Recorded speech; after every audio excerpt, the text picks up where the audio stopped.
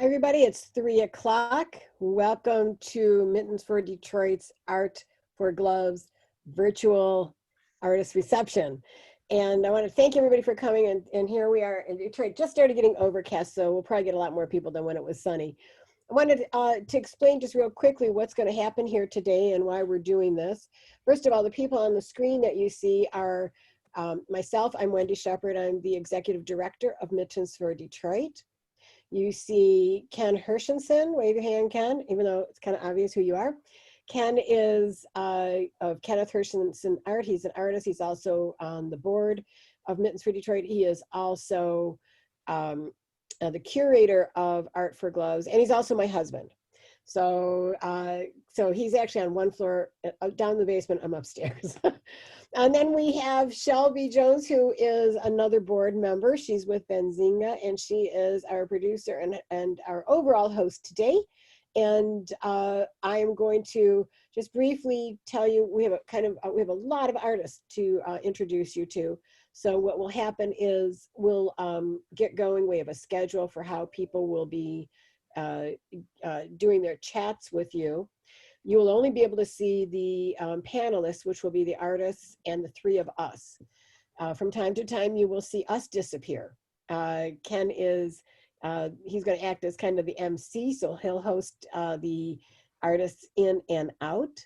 And if you have any questions about as we're going along, if you have any technical questions, Shelby will be the person you'll be working with. So you just raise your hand, you hit the little wave hand, and she will be right with you, or you can pop something into the Q&A. You can also chat. If you chat, you're basically going to be chatting with us panelists. Shelby will be watching both of those boxes to make sure that if you have a question for the artists, that we will get that question to the artist, and then we will try to be able to have time to be able to open it up so if you have questions directly with the artists. Let's see what else. I think that that's pretty much it, although that you know that as attendees you are all muted and your videos have disappeared. But we know that you're there because we can see your names. So we know that you are there. Mittens for Detroit. Mittens for Detroit is a 501c3 nonprofit. All we do is we collect, purchase, and distribute brand new pairs of mittens and gloves to kids, teens, and adults in Detroit. This is our 10th anniversary year. And to date, we have collected over 250,000 pairs of gloves. We've also distributed them. Somebody once told me, don't say we just collected them. It sounds like we're hoarding. And so we are in the process right now, though, of dealing with COVID. And the problem with COVID is it made so that our 100 collection partners are not able to do the public collection because of health concerns. So we're doing a lot of fundraising. Since we had to cancel our big fundraiser that is in usually in the spring, we have come up with this idea for our big fundraiser, which is Art4Gloves, and Ken will explain in a little bit, just a second here. And I really want to thank all the artists. We have an amazing group of 18 artists with exquisite work. There's Ken will talk more about the pieces that are in the show, but I hope the show lasts through the 17th. So please be sure to share this.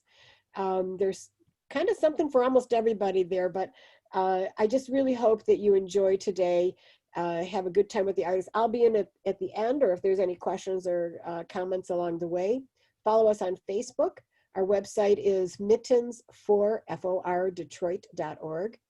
And I think that's all I needed to rattle off right here. And Ken, are you ready? I will turn it over to you, and then you can introduce Link Wackler when it's time for him to come in.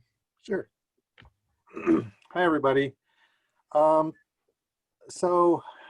as far as Art4Gloves, one of the things that I've wanted to do for a long time, a goal of mine, is to put together a fundraiser for charity that also helps artists. Artists tend to get about half of what their artwork goes for when it's in an actual gallery. And I thought, what better way to do a fundraiser than to help artists who are actually having a tough time with COVID. A lot of the galleries are shut down, exhibits, festivals. So I thought, boy, I know a lot of artists. locally in Detroit, plus also on the West Coast, Florida.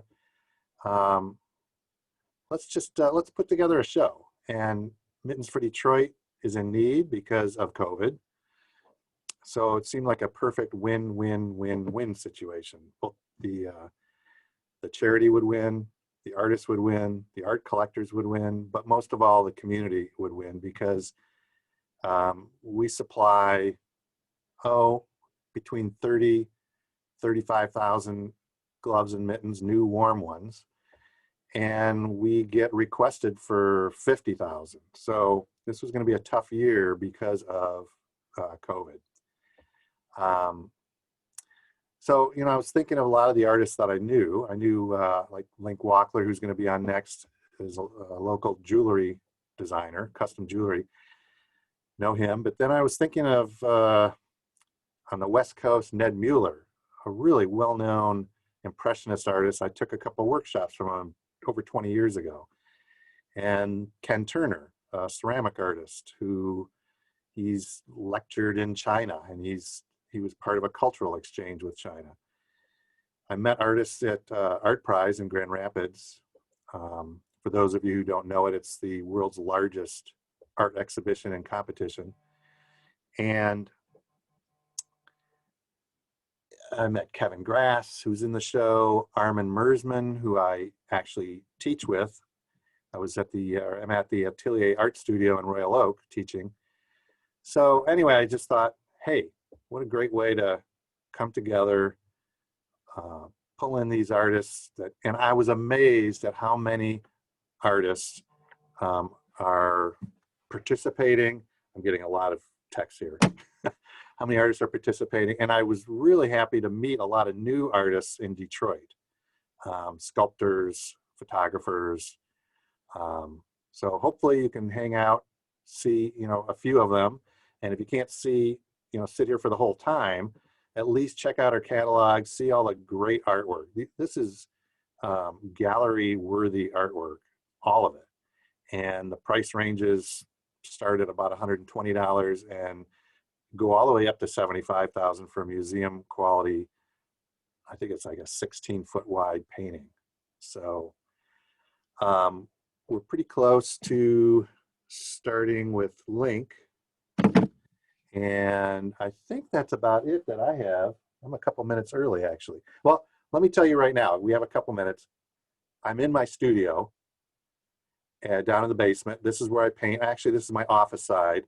The other side of the basement is where I actually paint. And so you can see a few of my paintings in the background, but we'll more on that later. Let's get to Link early. Does that work for you, Link? I've been here for 3 hours already. It's fine. How are you doing? Good. How are you? Doing fine. I like your setup back there. Yeah. You've seen a few of these. Looks good. Thanks. It looks good. So what do we do? I'm the guinea pig here. Yeah, you're the guinea pig. So, you can just chat a little bit about what you do, and if you have anything to show or share, hold in front of the camera, whatever, but you can talk about your work. Okay.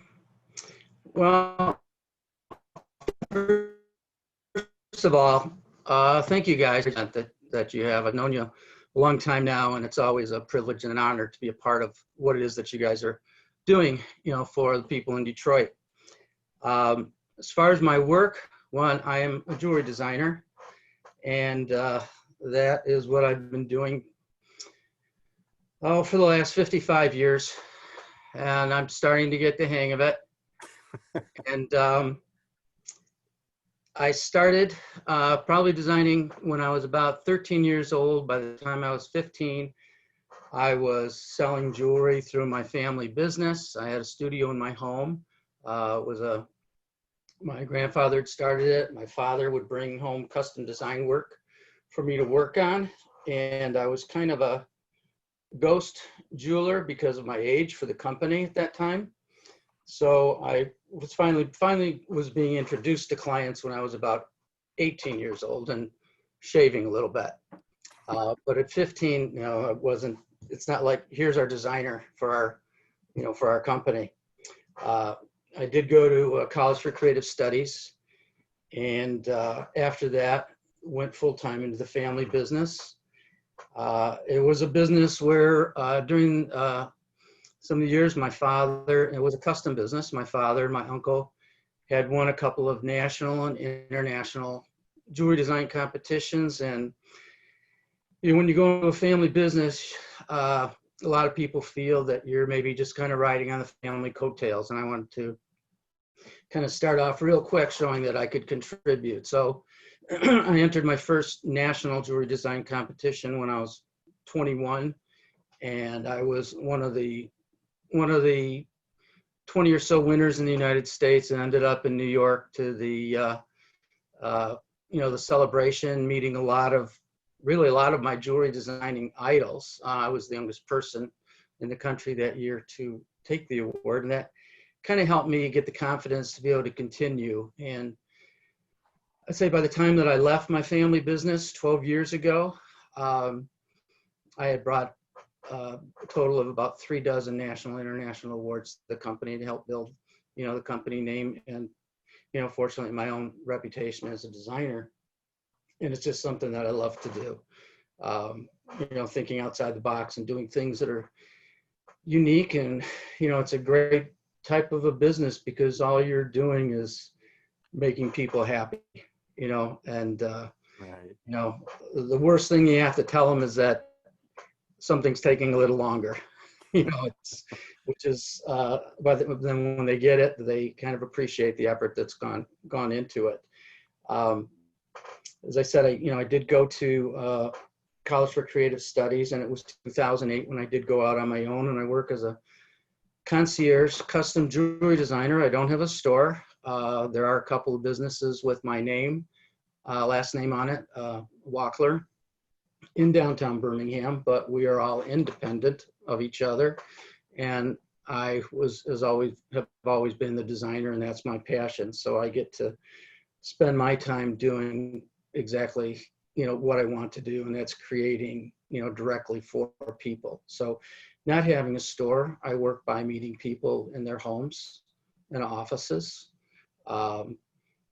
vacation homes, boats, wherever it is that they want to meet, I'll be there. And it's a very low key, focused and very intimate way of being able to work with clients. I enjoy doing a lot of different types of things. As Ken knows, well, my background is in fine jewelry and designing in platinum and gold. I do a lot of fun stuff, whereas if you look at Ken's face on the screen, I will carve things like Ken's face as little pendants. No. And create bottle toppers for people, with faces on it, and they make very fun, unique out of the box gifts for the people, for the guy or the girl, woman that has everything. And it allows me to expand my talents from fine platinum work to intricate sculptures of people's faces, as well as pets. I've done dozens and dozens of people's pets in 3-dimensional, designs, as well as working with organizations such as Mittens for Detroit, where I create fundraising products that sell and then help bring resources to the organization. Right, the bracelets. Those are great things because it gives a purpose, to what you're doing. Much of what I do is people have a lot of gemstones and metals from hand-me-downs in their families, and there's a lot of meaning to it, but it's not something that they really will wear today.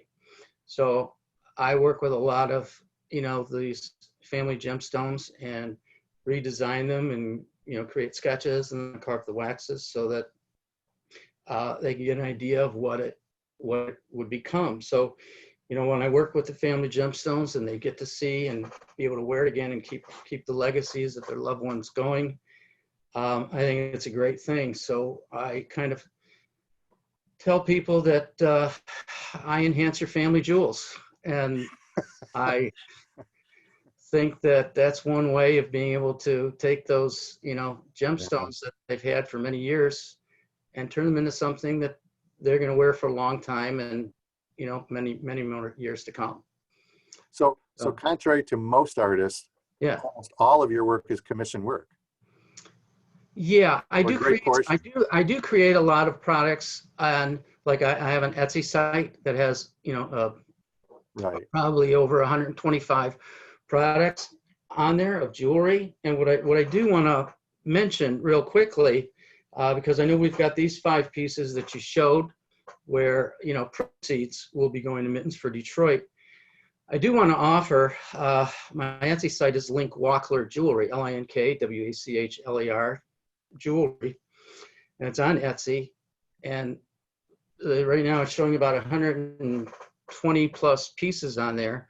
I just want to say, if anybody should go there and see anything that they like, 40% of those pieces Oh, wow. will also go to Mittens for Detroit. This will also last throughout, you know, till the 17th of this month when this, you know, program closes. But please do not buy it from Etsy. Contact me directly through my website, which is just link@linkjewelrydesigns.com, and we'll make arrangements so that way I can get it. I have the pieces here, or sometimes I have to make them, but that way I can handle giving the total amount of those proceeds to your organization. That is so kind and generous of you, Link. Thanks. You're welcome. Thanks. It's my pleasure. You guys have been good to me. Well, it goes both ways. You've been good to us. And his, like Link was inferring, or he does have bracelets that are sold through the Mittens for Detroit website. Is that correct? If that's I still... think you can get to it through Mittens for Detroit, which then takes you to my website, and then I'll process it, and then the proceeds will go, you know, I'll write a check to Mittens. Right. Oh, I should have grabbed that. I have one upstairs. That's so. I've got the idea of the bracelets that has the images. Yeah. The Lifelinks collection, where all these different images are images that help us focus on what's important in our lives and help us live with intention. Right. I love them. There's a lot of variety in those. Yeah. Pretty much covers almost anything. So someone's chatting. They want you to mention the links to your websites again. Okay, it's Link, L-I-N-K, jewelrydesigns.com. Link Jewelry Designs. It's not Link Wackler Jewelry, but it's Link Jewelry Designs. But the site for the Etsy is Link Wackler Jewelry. It's separate. Okay. And if someone goes to Etsy, they need to see what they like, but then contact you directly. Contact me directly, and we'll work it out. Okay. Yeah. Well, we really appreciate you being part of this. It's been exciting for me to pull together all these different artists, and it's great to have someone so good, so well known too. Well, my hat to you guys for all the work that you've put into this. You've been in a tough situation since COVID hit, and being able to put something together like this and compile the group of artists that you've done is a great testament to the work that you guys do. Thanks. You're welcome. Thanks for having me. Yep. Thanks for coming. And you can hang out if you want, you know, as an attendee, if you want to watch a little longer, but stay and watch for a bit. Okay. Thanks, Link. Over. So now I think next is Dawn Stringers. Dawn, ready?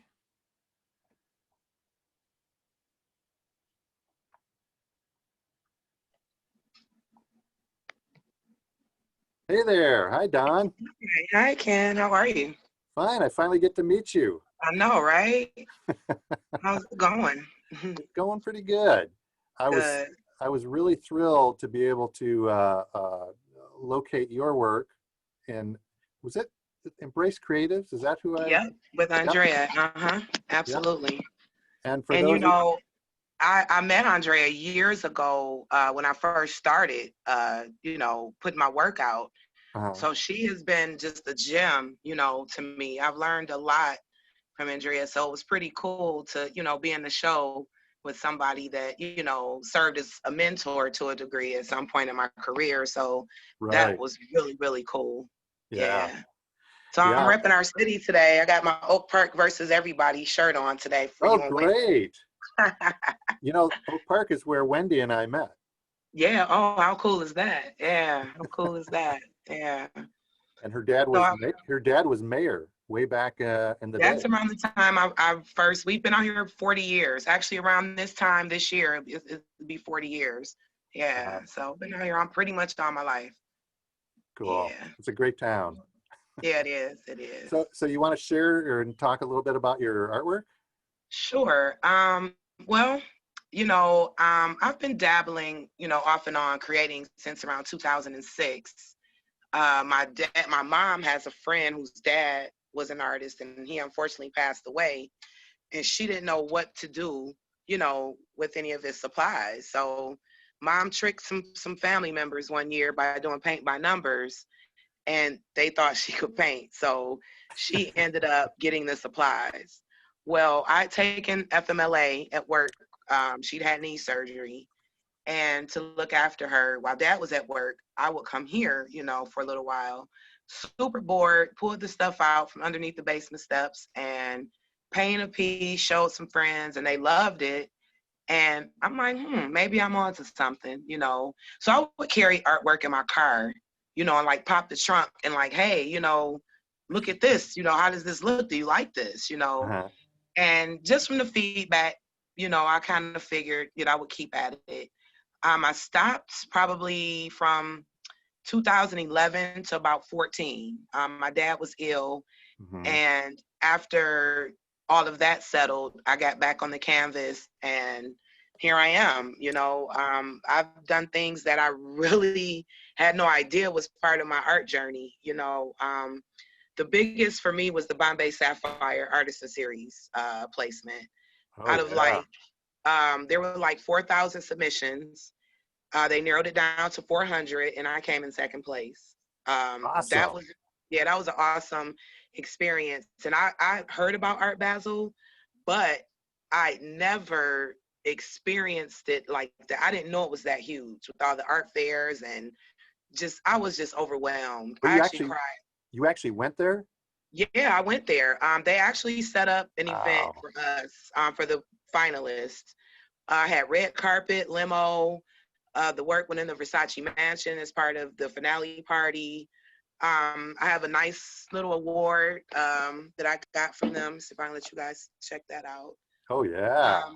So that's when I kind of knew, Ken, that maybe this was what I was supposed to be doing. Yeah. You know, I'm a former juvenile corrections officer for Wayne County, and I tore my shoulder up. And at 42, they were like, oh, well, you got to go, you know, you're a liability. And they separated me. I had no idea what was next for me. So I went through a slight depression, looked around my basement and was like, you're going to start selling your artwork. And that's just what happened. I entered myself into a live painting competition, came in second place for that. Even though I was robbed, I should have won, but there was some nepotism going on. But, you know, but it really instilled some of that confidence and the self-worth that I needed as an artist. You know, I kind of accidentally stumbled onto my technique. I'm big on pulling and scraping and layers. Yeah. Went to the art store, just grabbed some stuff and, you know, just started experimenting, and I developed my style from there. You know, I was running from it for years, and I'm like, oh, my work's starting to look alike, but you kind of want a signature look. Exactly. So people know, you know, so Gerard Richter is actually one of my favorite abstract artists, because I didn't even see his work until after I started researching, you know, my technique. And I looked at a couple of his pieces and I'm like, oh, that kind of, you know, looks like some Gerard Richter work. So I just kind of kept at it and, you know, added a couple little things. Like I love texture, you know, so I will grab whatever I can to dump into that paint and make that work, you know. So I'm just really having fun. I don't want this to turn into a job per se for me. I am curating now. I've only painted probably like 3 pieces this year. It's been a struggle just with the COVID and the emotional stuff that comes with that. But Right. I'm given an opportunity to be a part of a huge event and through Rush Arts. So I've got to get back to work, and create Yeah. something. Yeah. Yeah, but We're but the curating, I'm sorry. we're gonna have to move on in just a second here. I did want to tell you that I did apply for that Bombay artist and didn't even Oh, make it. Not the wow. same year that you, but in Okay. 2017, I can't remember which, Okay. um, Okay.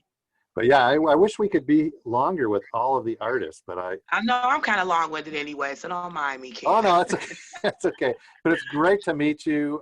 Absolutely. And Likewise. good luck Thank to you. all the artists, but good luck to you on this. Thank you. We'll be in touch. Absolutely. Thanks, Ken. Thanks for the Yep, opportunity as well, too. sure. All Bye, righty. Don. Talk with you soon. Okay.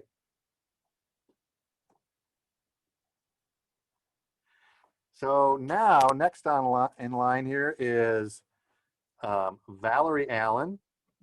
And I know Valerie through Golden Paints.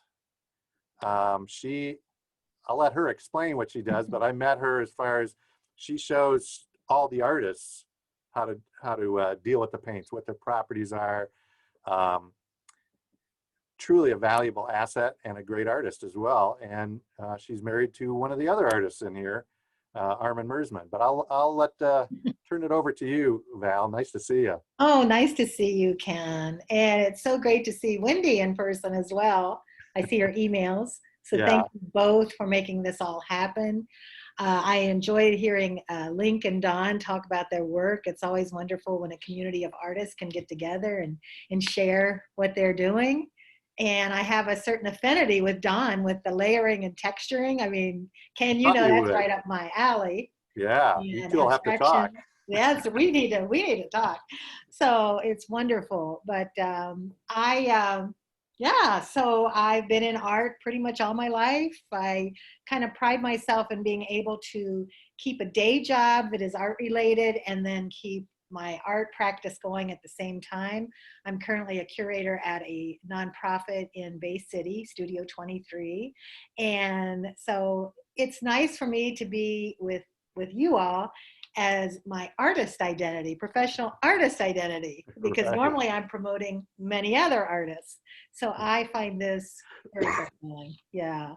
So what can I tell you? I had a wonderful experience in November going to New Berlin, New York, to the Golden residency. So I had time to focus on my own work for a long period of time.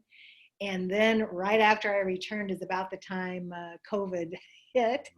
And so everybody is switching to these virtual events. So all of you folks watching out there and getting comfortable with this format, I feel that this online presence deal will be with us now for a long time. It's going to be a combination of meeting the artists in person, but also reaching out and seeing us virtually. Right. And it's wonderful because you can go to galleries now online and hear artist talks from artists all over the world. So it has opened up the art. Yeah, get to So meet the artists. Yeah. yeah.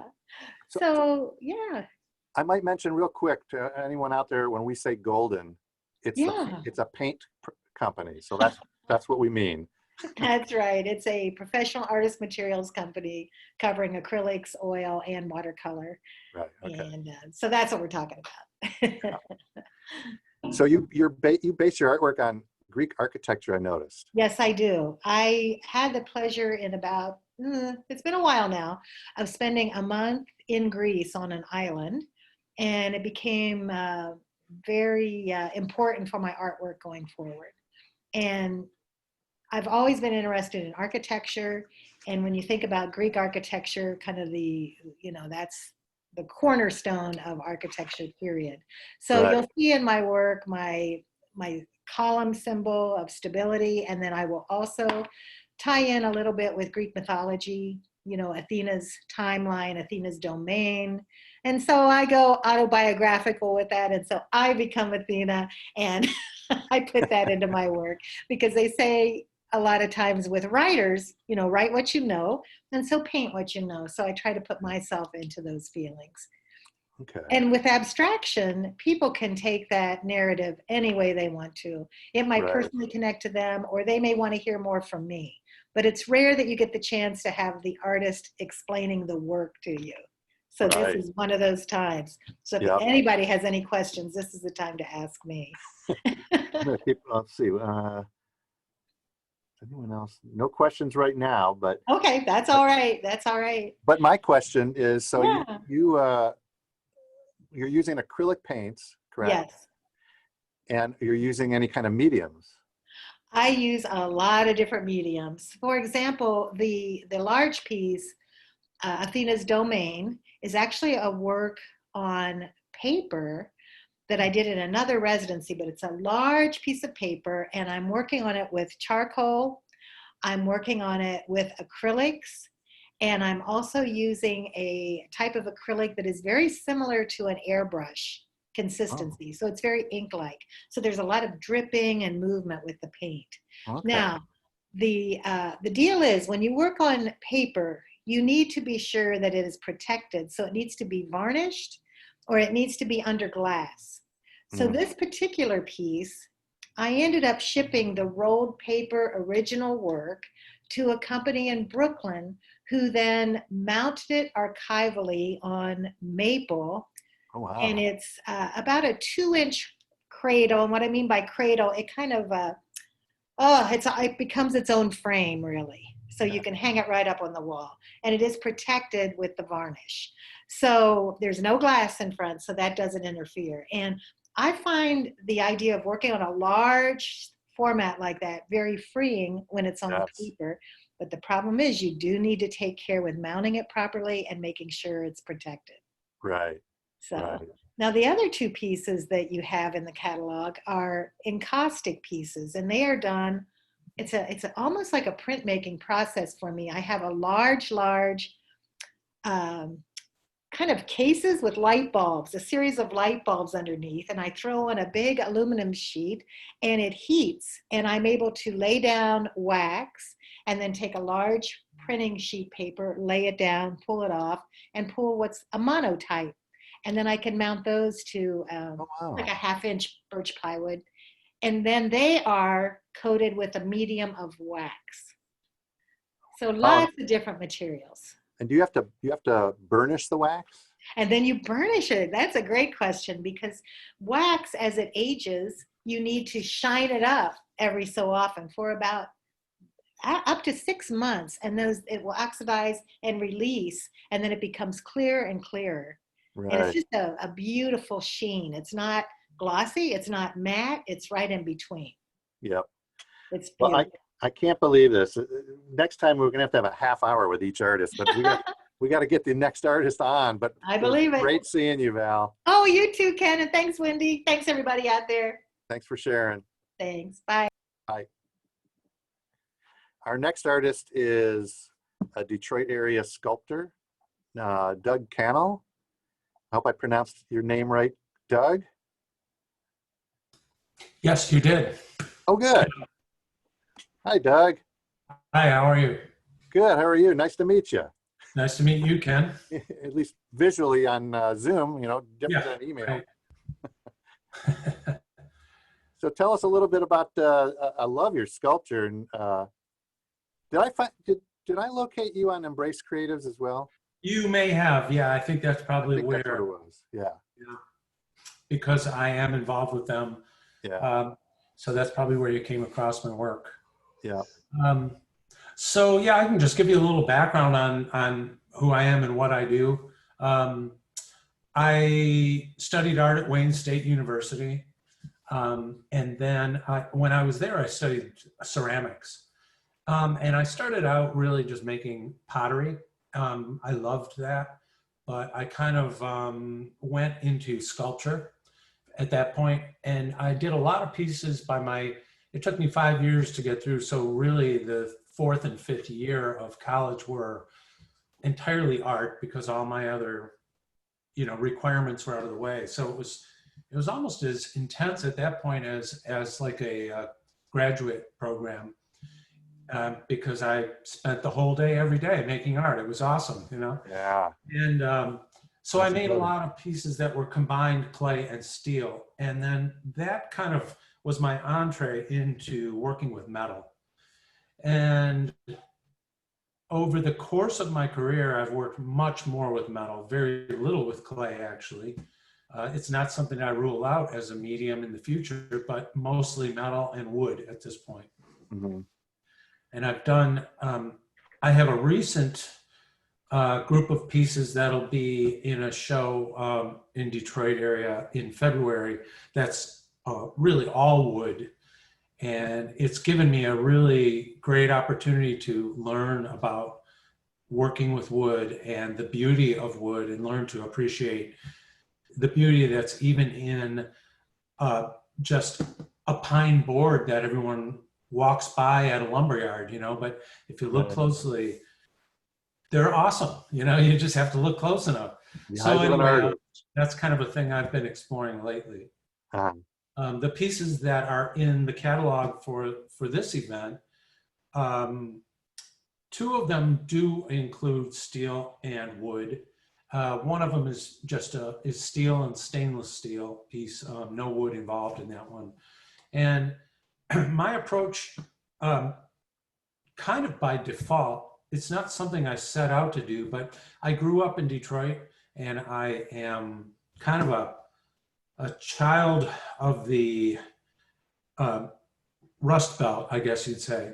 Right. So I really kind of enjoy the way things work, the way functional objects work, and also the materials they're made of, and also the kind of the way they break down and decay in the end. You know, I can remember as a kid going to Greenfield Village in Dearborn, Michigan, and outside of the museums, they have some kind of scrap yards. I don't know if they're still there even, but some of the old machinery would be just sitting around, rusting because it wasn't museum quality. And that tended to be my favorite part of Greenfield Village. Just looking at them and photographing them and just seeing this pitted metal where it was some wrought iron that had been forged in 1860, and it's been sitting out there ever since. And there was just this beauty in it that I found, and I've incorporated that into a lot of my work. That was wound and unwound. Was that the one that? That's the one that has stainless. It's kind of like a cone-shaped, a double cone-shaped piece that you've got. Right.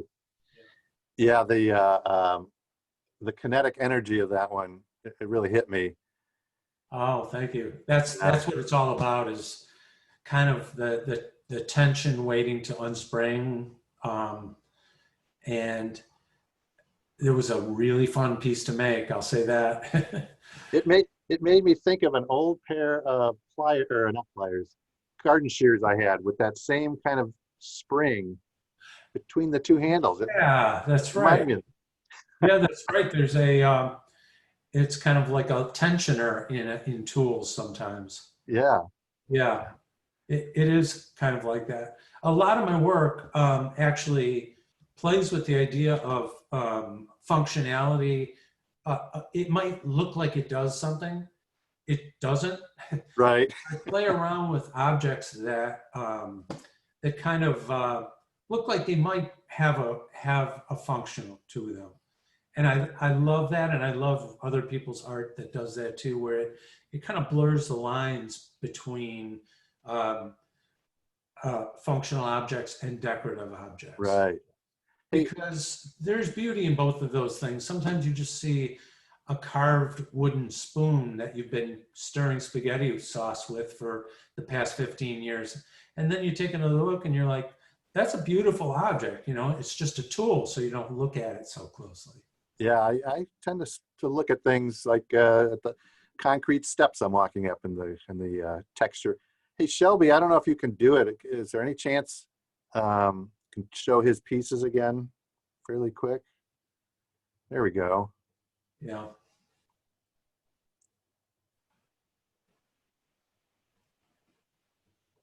Yeah, I love the energy in those. Thank you. So you haven't shown an art prize, have you?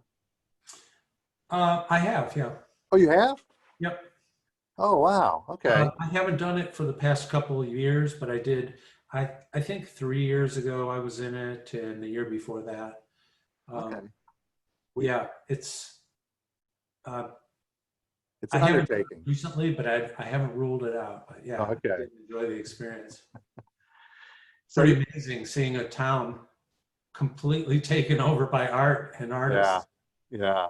So to recap, and before you close off, you said you're having a show coming up? Yeah, I have a solo show coming up at the Hatch Gallery in Hamtramck. And that's going to be in February. The exact dates I'm not sure of yet, but it's their February show. And hopefully people can see it in person. Yeah. I don't know. We don't know how things are going to go, Right. But by February, maybe it'll be a little bit more visitable. Yeah. So if people are interested in seeing more of my work, yeah, anyone in the Detroit area, check it out. Hatch Gallery. Yeah. Well, we're going to have to wrap this up. Okay. And I think, yeah. So I'm glad you could make the reception. Appreciate it. And I love that your work's in the show. Thanks. All right. Well, thanks, and good luck with this whole event. Thank you very much. Take All right. care. Have a good one. You too. Our next artist is someone that I befriended at Art Prize in 2017. We became fast friends. He's an amazing artist. He lives in Florida, in the sponge capital, I'm assuming, of the world. And his name is Kevin Grass. Are you there, Kevin?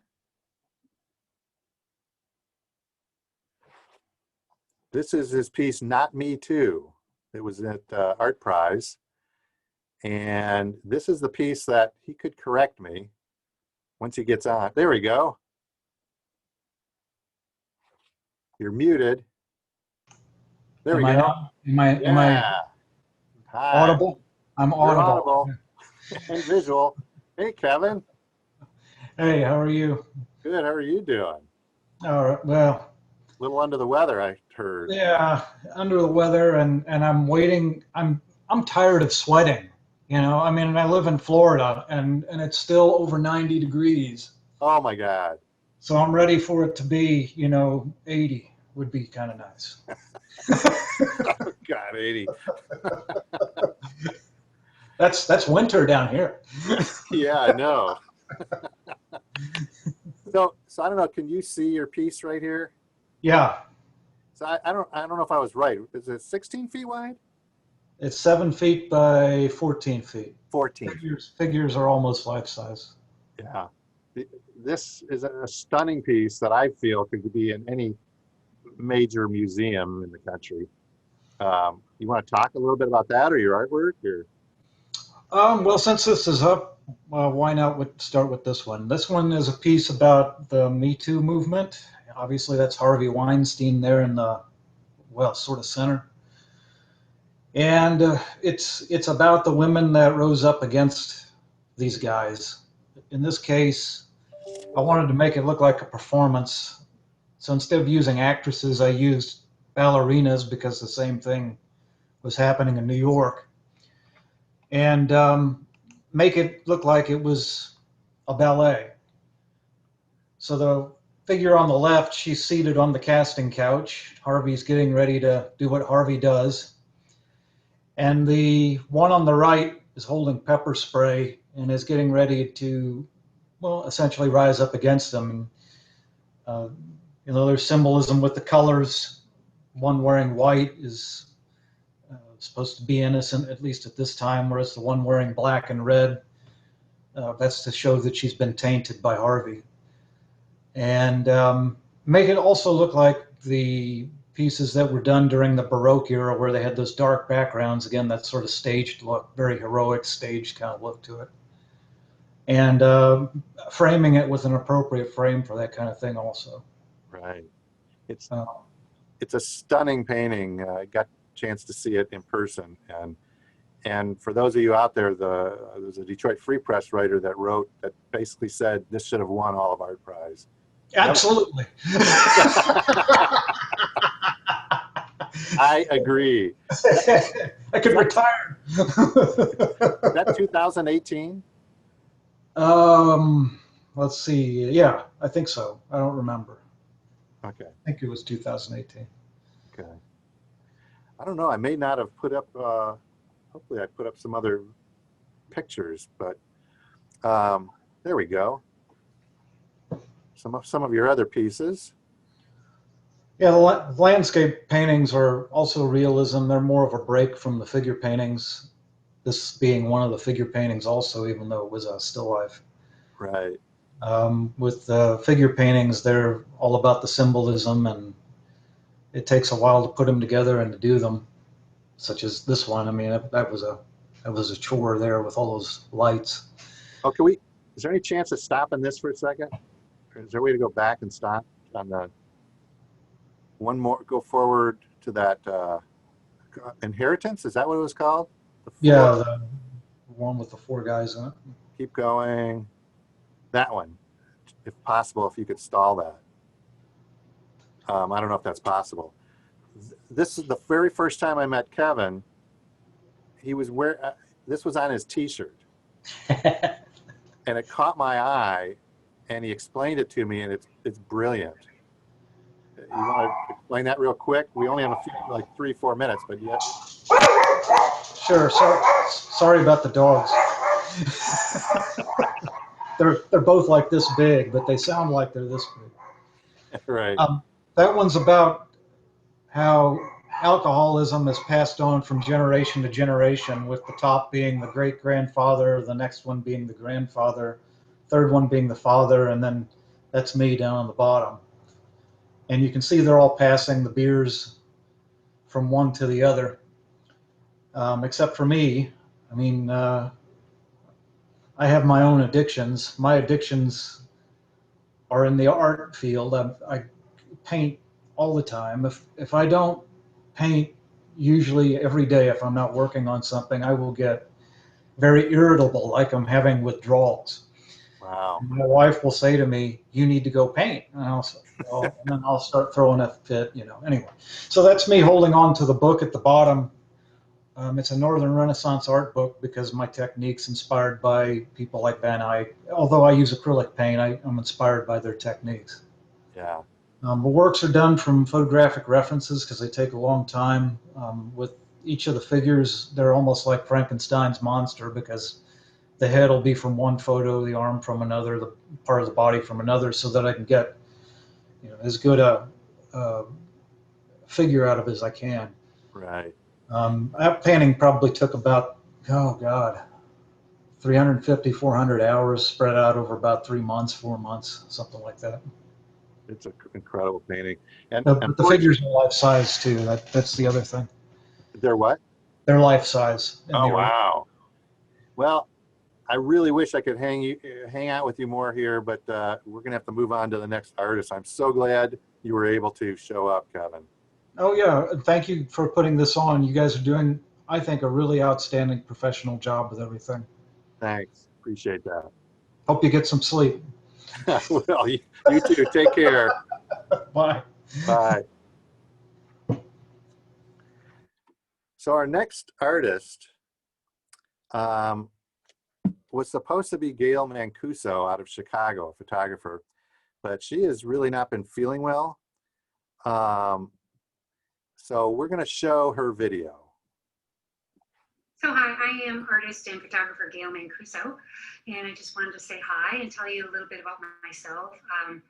I live in the heart of Chicago, downtown Chicago, and you can often find me on the streets with my camera in hand, looking for new subject matter for my artwork. Or you can find me back in my studio where I bring my photographs back and usually create from there. I very often layer photographs together.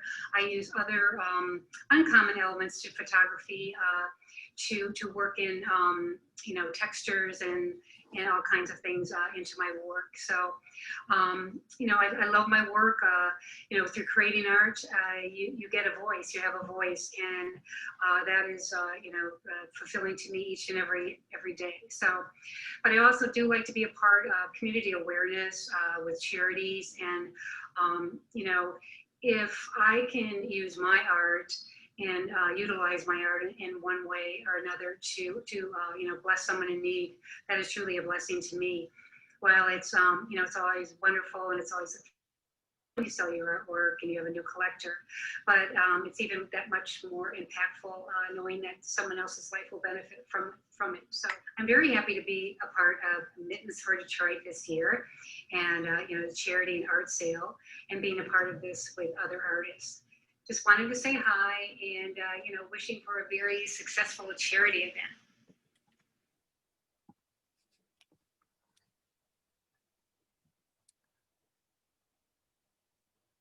Here's a few of her pieces in the show.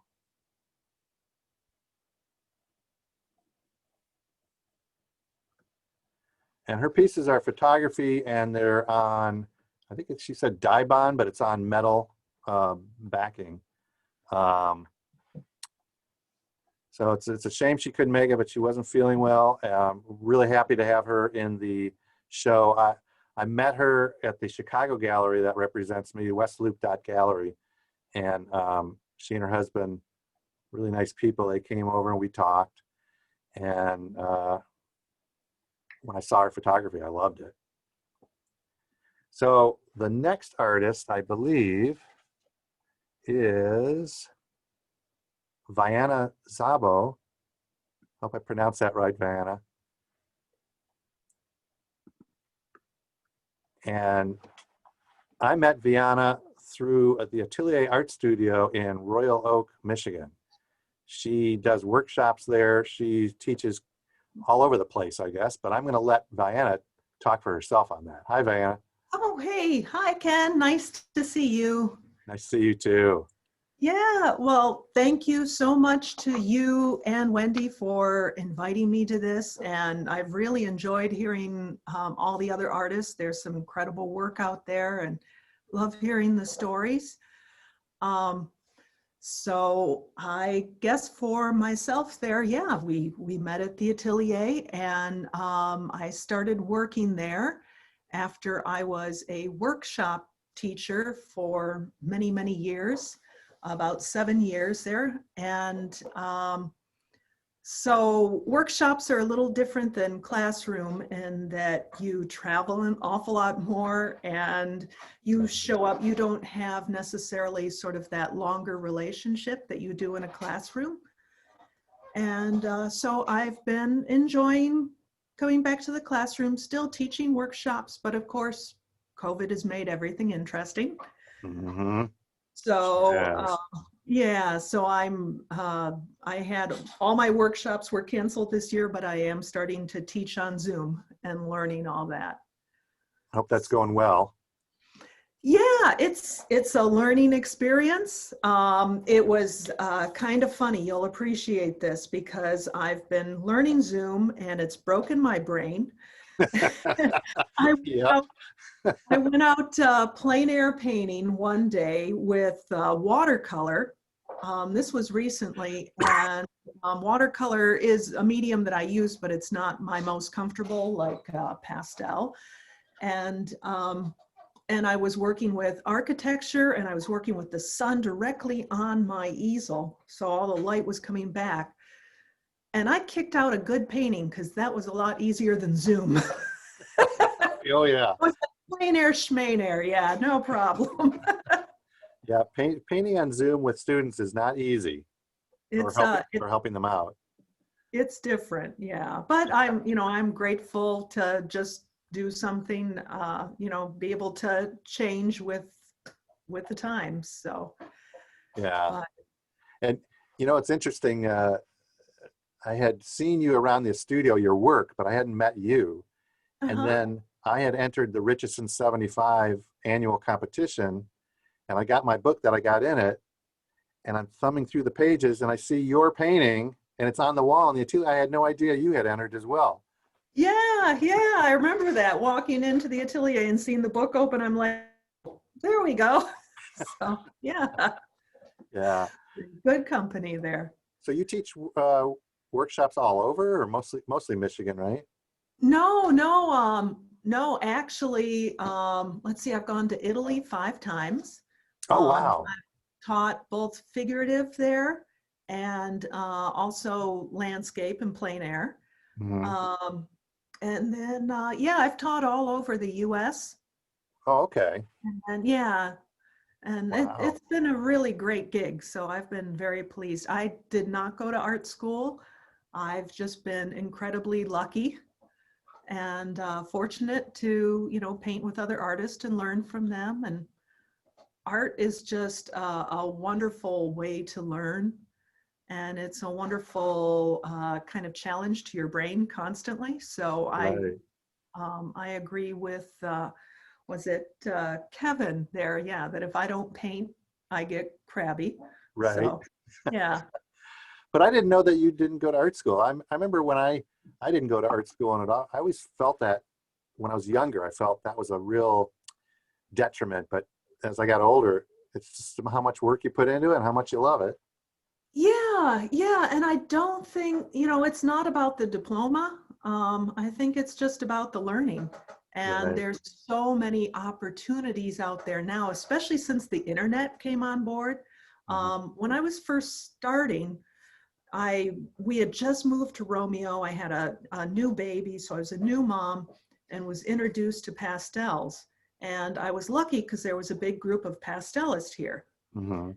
And a lot of them went on to become very well known. But when the internet came on, that was when, like, for artists, it was just gold, because Right. before that, I was limited to what was at the Romeo Library. Yeah. Once you've gone through their art archives, that's kind of it. So, Well, we're gonna have to close this up in a moment here, but I'd suggest you stick around. Ned Mueller, I think you and I have talked I about love him. that work. Yeah. He's going to be on later. Hopefully he'll make it, and he's an amazing impressionist.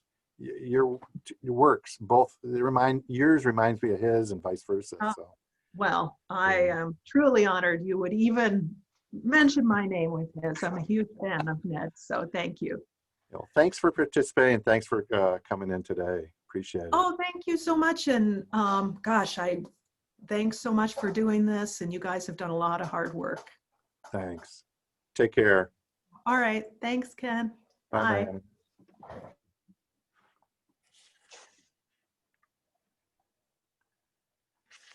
Okay, our next artist is, and I hope I pronounce this right, Desiree Kelly. And she's a local Detroit artist, and I'll let her speak for herself.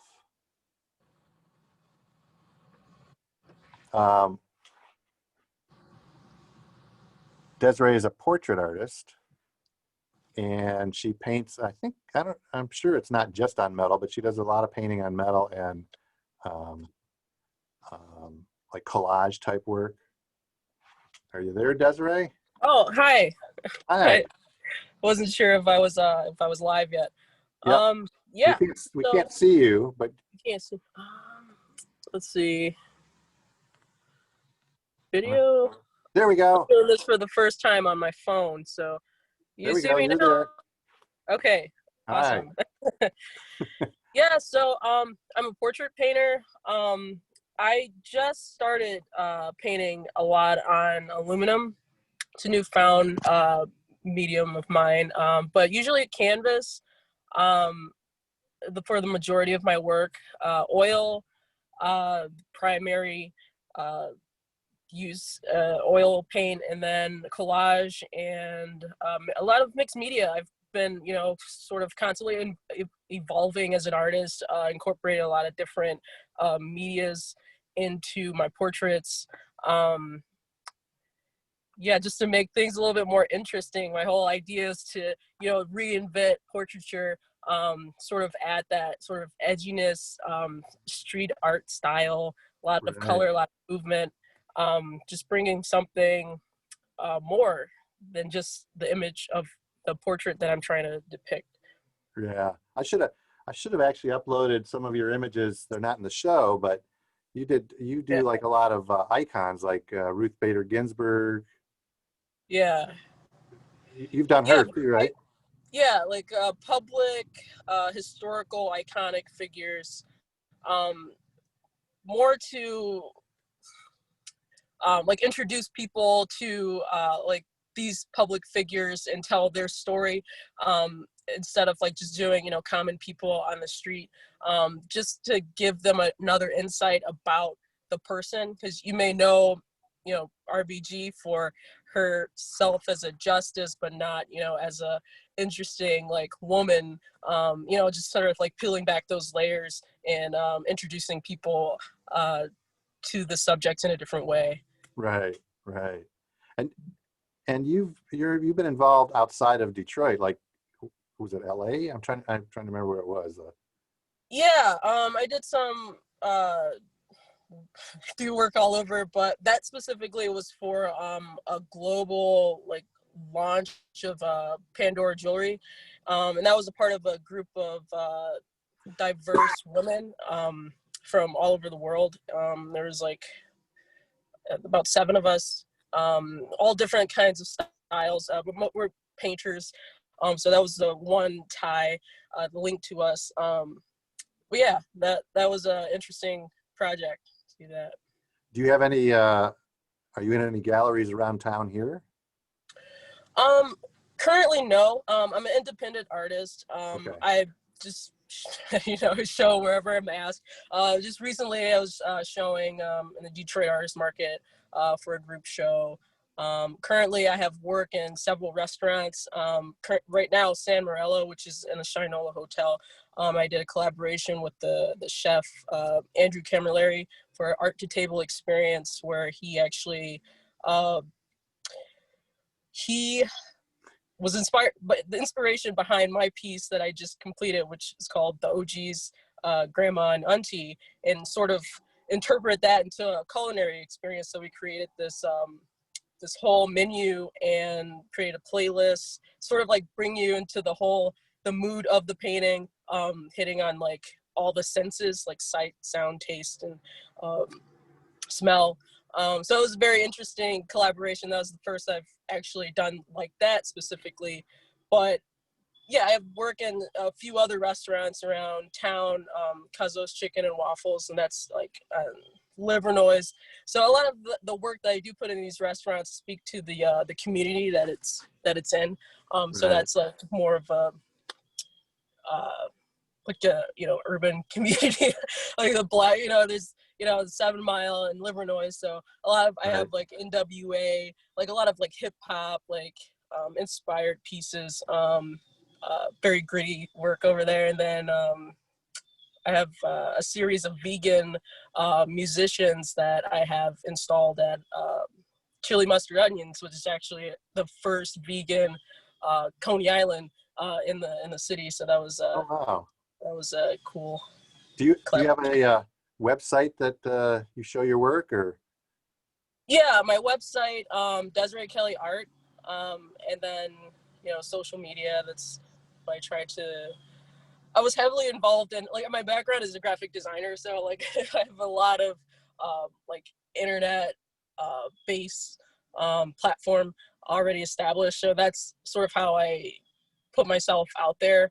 And then I used to do art fairs all over, like in Chicago, Art Basel, you know, stuff in West Michigan. So that's how I, you know, started doing this.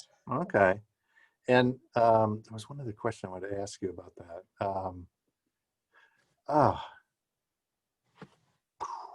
Yeah.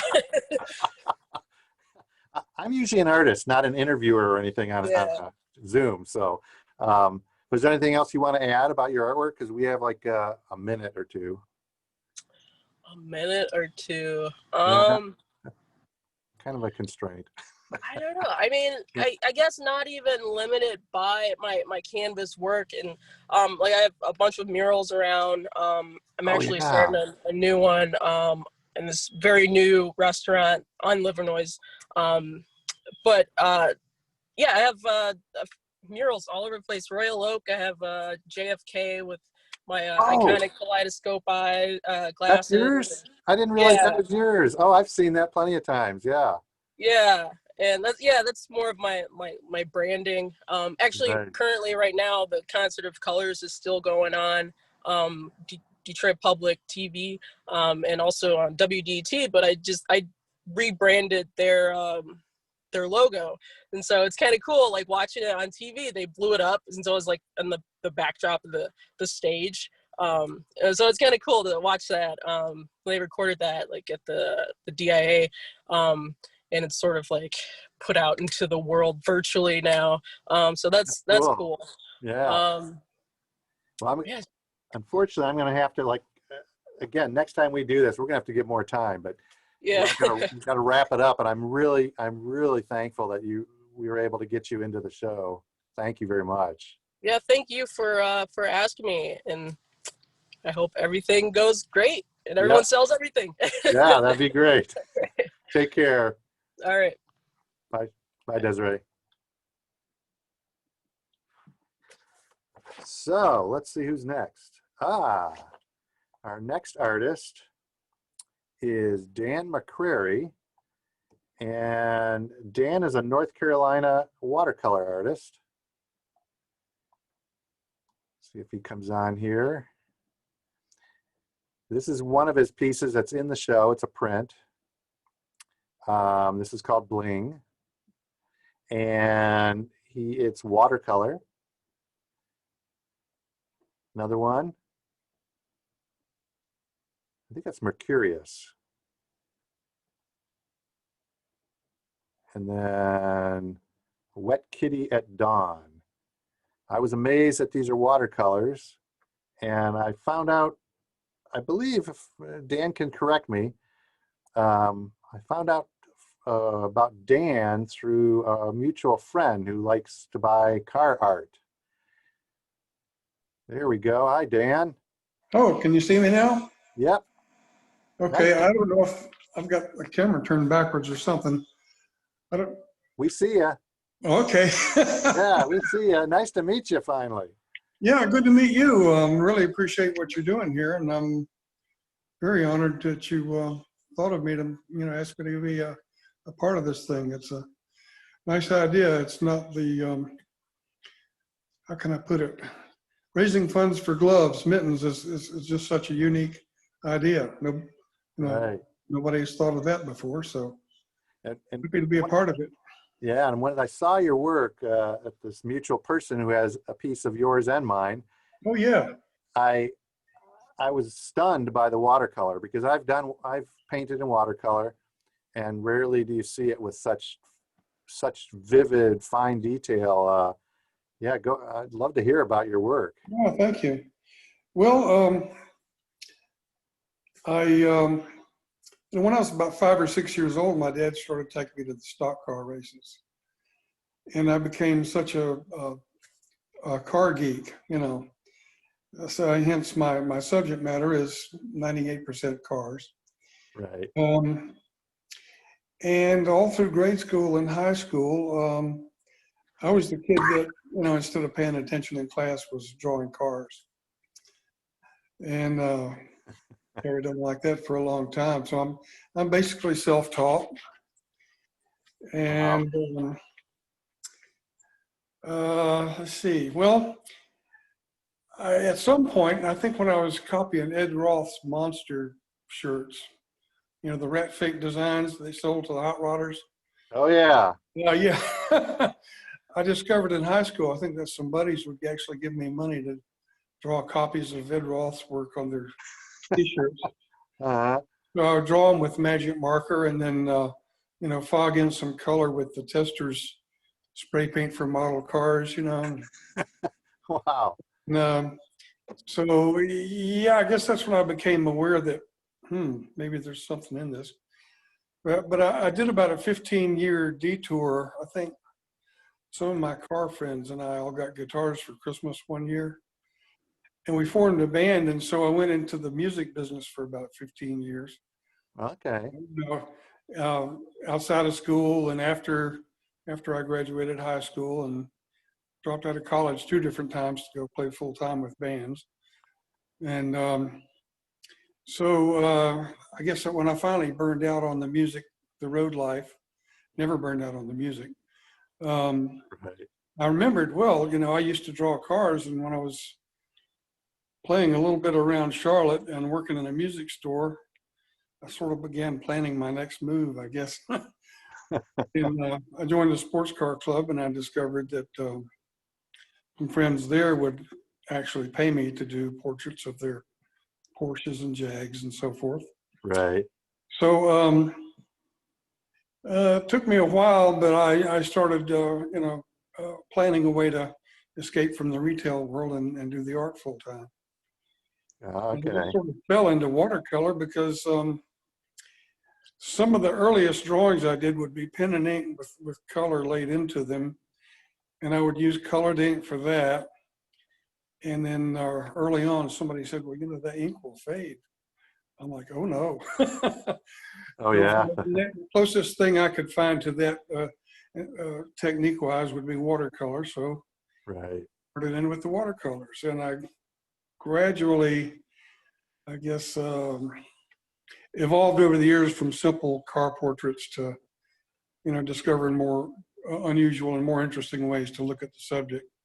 So I started Right. getting close and getting, you know, More abstracted. abstract angles. Yeah, yeah. Right.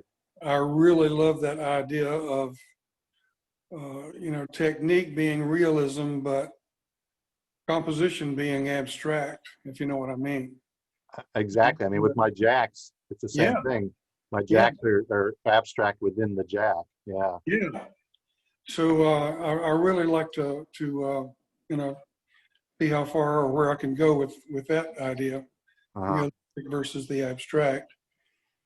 And I never met a car I didn't like. So, you know, I do sports cars, you know, classics like Duesenbergs, Ferraris, and I'm not too proud to also do a 49 Ford in a junkyard, you know.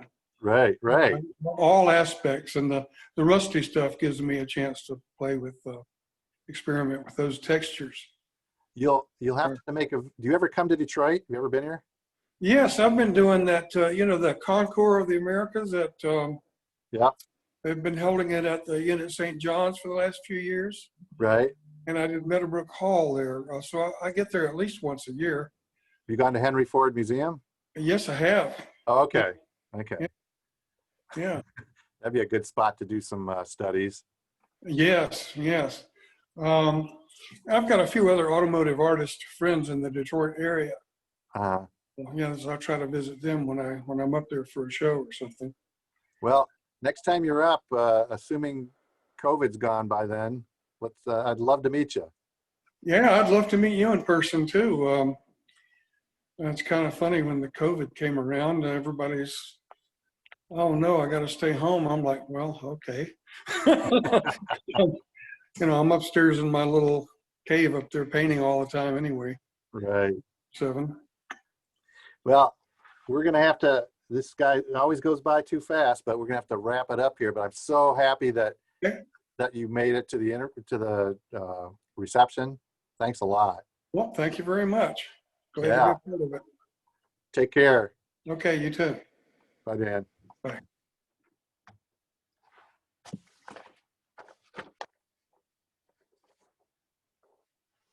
So I hope all you out there watching are enjoying meeting all of these artists. Our next artist is Troy Murray. And he's from Detroit. I think he lives in LA most of the time, but I'll let Troy speak for himself. Hey, Troy. How you doing, Ken? Pretty good. Nice to meet you. Good. Nice to meet you too. So do you live in LA most of the time now? I do. Yeah. My main studio is in LA. I'm from Detroit, so I'm back and forth a lot. But yeah, I live in LA right now. Okay. And Yeah. and you paint? Are you using acrylics? Yeah. Yep. Acrylic and spray paint mostly. Okay. It's stunning work. go ahead, let us know. I know we have a mutual friend, and that's how I connected with Troy. Yeah, exactly. Yeah, I appreciate you asking me to be a part of this. It's a really cool, it's a unique way to open, but we've had to kind of pivot due to the time. So Right. you did a great job in kind of how to be able to show work during this whole time period. Yeah. But yeah, I think, you know, what I'm showing in this show, that body of work is this series that I called Void, that I was supposed to have a show in Los Angeles in May for, but obviously that got canceled. But that whole body of work, there's some of it behind me too. And I'm working on another piece for it right now. But that whole body of work was all based around this time period where I felt like this emptiness inside, and I was trying to fill it with all these external things, right? If I just have this money, I'll be happy. If I just have these clothes, or, you know, I don't know if you know a lot about my background, but I've been sober for like 8.5 years. So I'm a recovering alcoholic. And that was kind of the time period before I was sober. I was seeking these external things to make me happy, and none of it worked. So this is what that body of work is for. And then there's like a counterpart series that's more about the solution that I found, which is spirituality and kind of finding sobriety. So that's like what this body of work is the messaging behind it. But yeah, so I was never really able to show it. So it's cool that I got to show it with somebody. Awesome. It looks like you pour your soul into it. That's a good way to. Yeah. I like doing things with the narrative, and especially things that are personal to me too. So that's what I aim to do when I'm able to kind of make my own work. I do a lot of commissions, so that's probably most of my time is taken up by that. Yeah. But I like breaking it up with doing at least an exhibition a year based around kind of my experiences. Right. So the painting on your left, that's an unfinished painting, I'm assuming. This one? Yeah. Okay. That's nice. I like that. I like seeing an unfinished painting to see. Yeah, so that one is unfinished. That one, so like the holes in the surface right there will be like these infinity mirror inserts that'll be these like sunglasses. So that's the unfinished. That's kind of more of a finished product. So are the glasses on the more finished one, is that paint or is that actually lit up? No, so the glasses are sculpted on top. So those are 3-dimensional, and then okay. Glasses is like an infinity mirror. Oh, okay. Yeah, That's the awesome. face is all painted, and then the glasses are 3-dimensional. Very unique. I like that. And do you do it on canvas or? It's actually on a wood panel, so okay. It's a harder surface, and I can cut into it and screw into it.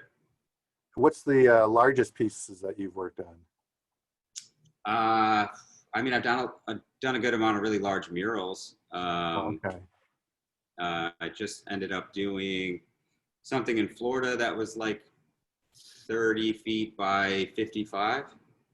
So that was a pretty big piece. But like in studio, probably the biggest stuff is like 6 by 8 okay. feet. Yeah. I'll have to talk to you offline about your mural because I've always been interested on murals. I've never done one, so. Yeah, it's a similar process. You just got to adapt and kind of figure out new ways to scale. And I like working larger though. It's a little bit more of a freeing process, not so like meticulous, you know? Yeah, I found that out, even though mine are meticulous, but yeah. I was doing small watercolors and gouache paintings and and when you get bigger, it is more freeing. I agree. Yeah, I like the challenge in both, but it's nice to break it up doing some bigger stuff like that. Right. Yeah. So well, with COVID and everything, are you set up to do shows coming soon or?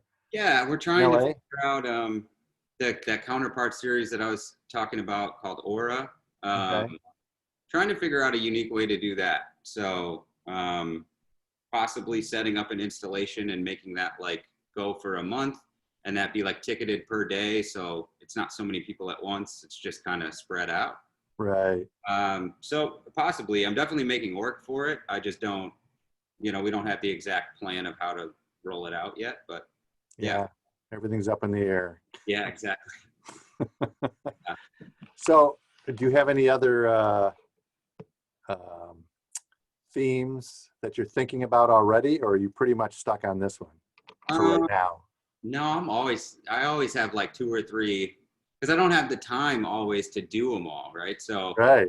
I always have like at least 2 or 3 bodies of work kind of planned, and then it's just when I'm gonna do what, I never really know. But Right. yeah, I definitely have a lot of narratives behind like climate change and just kind of the way, it's been a crazy year. And so just making more work about what's going on right now, less about me and more about the world as a whole. And then a couple series about me and kind of my experiences too. Yeah. Okay. Again, I'm going to have to cut you short now because of this, but can people go to a website?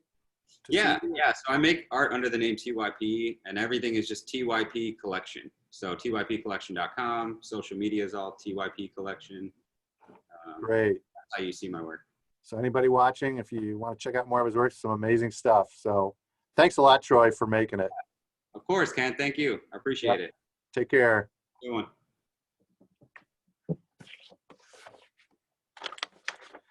So our next artist is someone that I have to admit I have a soft spot in my heart for, because I took a couple workshops from Ned Mueller probably 20-25 years ago when I first met him in Washington State. I think it was in Coopville. I think that was where it was.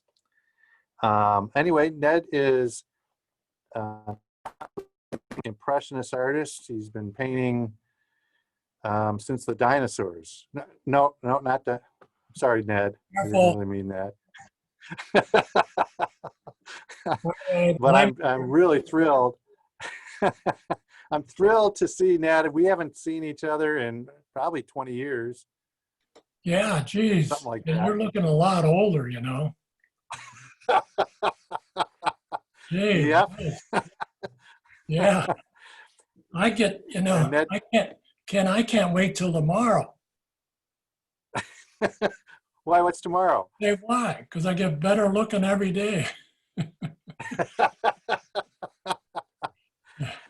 Ned, I definitely want you to talk about some of your painting. Has always been amazing to me.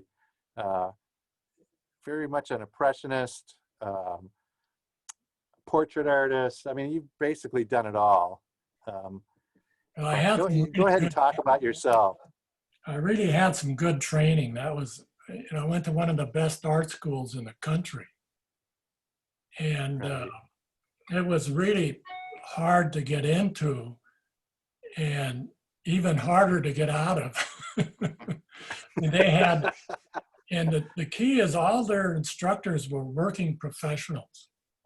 So they, they knew what we had to learn. And they had, if you didn't reach their standards, they asked you to leave. I mean, one of my best friends, after 6 semesters, he just, wasn't doing it up to what they expected. And they kind of did him a favor because he loved football. He wanted to coach football, and that's what he ended up doing. And I was lucky. I got a scholarship, and if you had a scholarship, you had to go straight through. So it was really tough. Back when they taught fundamentals. Yeah, they really did. And I, when I tell my students, the old masters worked in black and white for 4 years. 4 years. You can't get people to work in values for 2 hours, now. Yeah. When I was in art school, it was 2 years. 2 years until we let us work in color. And our first color assignment was 3 white eggs on a light blue plate. And we were just going nuts. But we learned value, because that's like the saying is value, color gets all the credit, but value does all the work on a painting. Exactly. And totally right. Yeah, but a lot of people, miss out on that. I just now finished one of my workshops. It was on, it's portrait drawing, just in Conti and compressed charcoal. And it's all about value. And, Yeah. well, now, I don't want to take up too much time, but now that you mentioned that, I had set this aside and it's perfect timing. I did this in one of Ned's workshops. I don't know if you can see it. Very nice. Was it from a model or a photo? A model. Oh, was that Harry? It was Dan. He was a sailor. Oh, okay. I think it was Coopville. But yeah, that's my favorite thing I think I've ever created. And it was, I just loved that class. So No, funny well, that you were just talking about it. yeah, I know those things you're doing behind you are beautiful, Ken. Thank you. Thanks, Ned. Yeah, really nice. So you're still active doing workshops. You're not doing horseback excursions anymore, are you? I'd love to. I wish, I had a back surgery went bad about 10 years ago and left me with nerve damage and chronic pain. So, I can't do real large paintings because of the movement. But the other thing is because of that, then I've got this rare pancreatic autoimmune disease, which slows me up. But the nice thing is I have my painting because it keeps me occupied. Gives me something to get up for in the morning. I went to a pain clinic at the VA, and half of the people there were on oxycodone, and stuck on it. They had nothing. That's why 20 veterans a day are committing suicide. Right. So they don't, the arts really can be, and other people too, they take it up. It gives them something to do. Yeah. So if someone wanted to, outside of the sale, hopefully they'll buy your paintings in the sale, but if they wanted to reach you either for workshops or sale of your other stuff, where would they go? My website, www.nedmueller.com. Okay.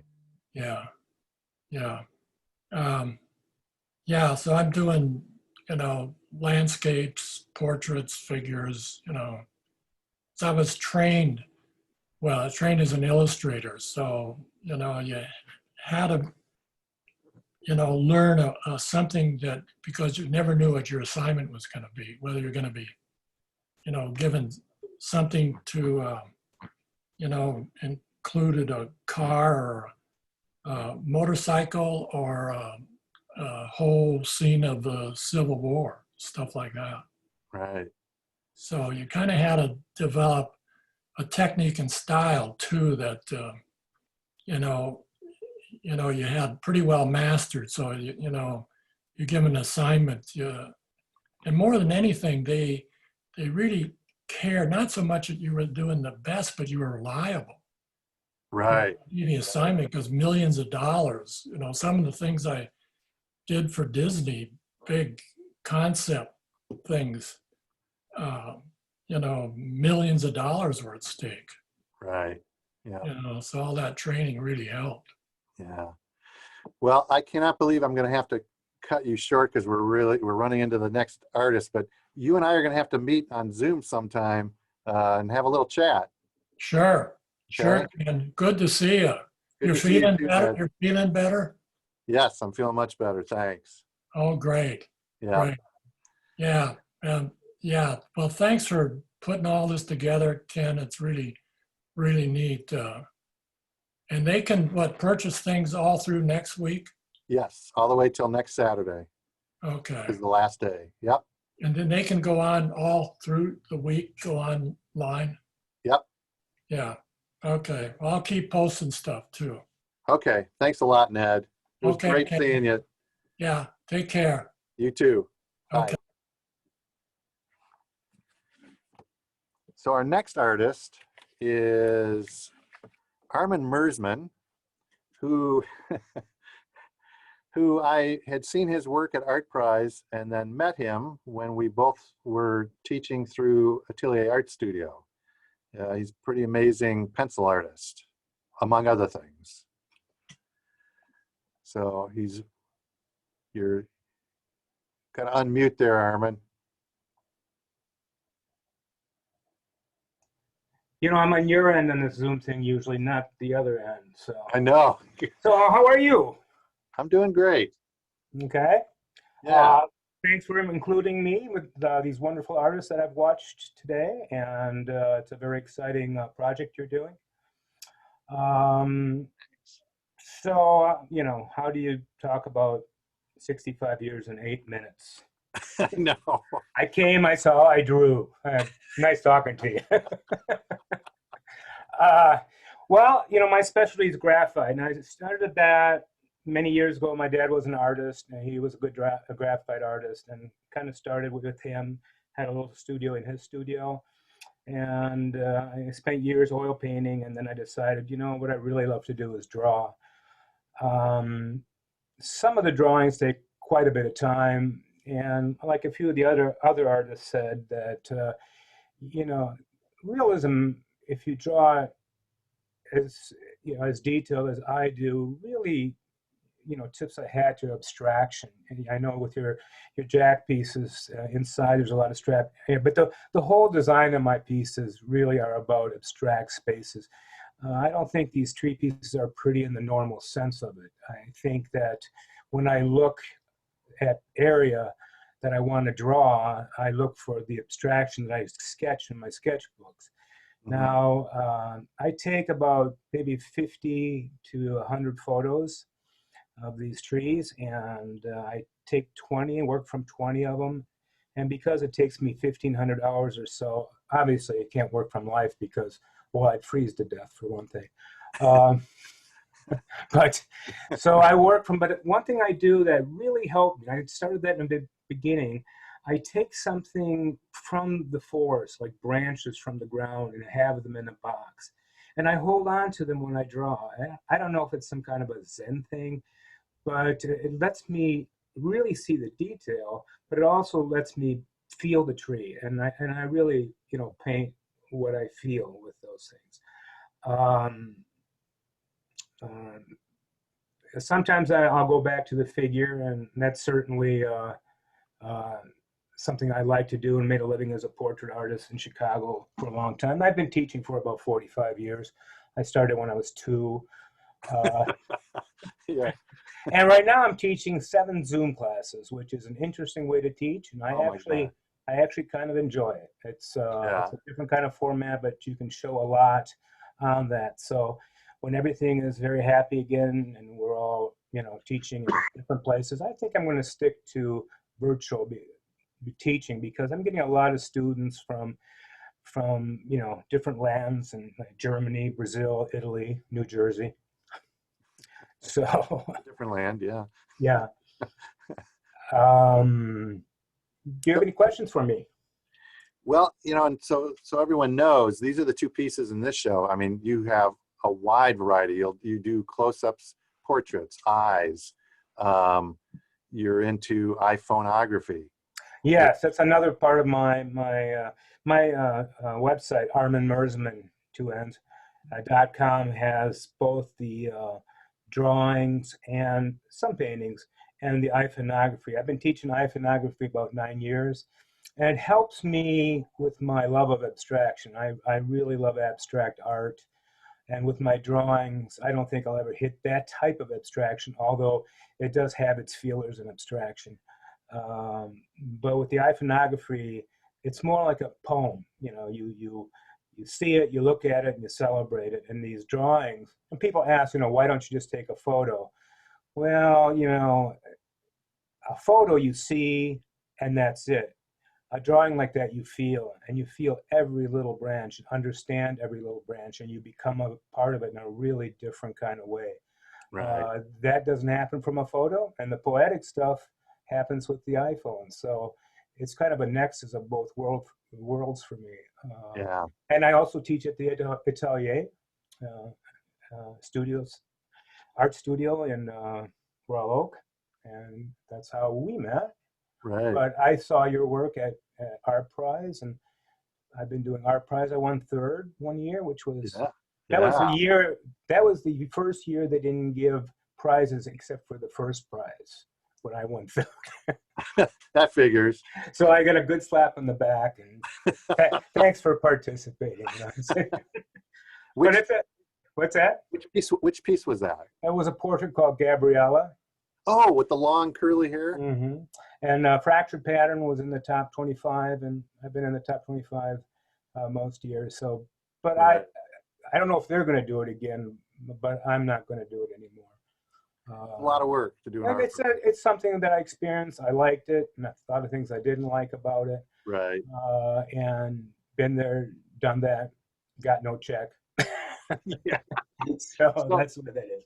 So if people were interested in taking your classes or buying other art of yours, how Sure, would they? you can go to arminmersman.com, or I got a presence on Facebook, same name, and I put my classes on there, and I put my work on there.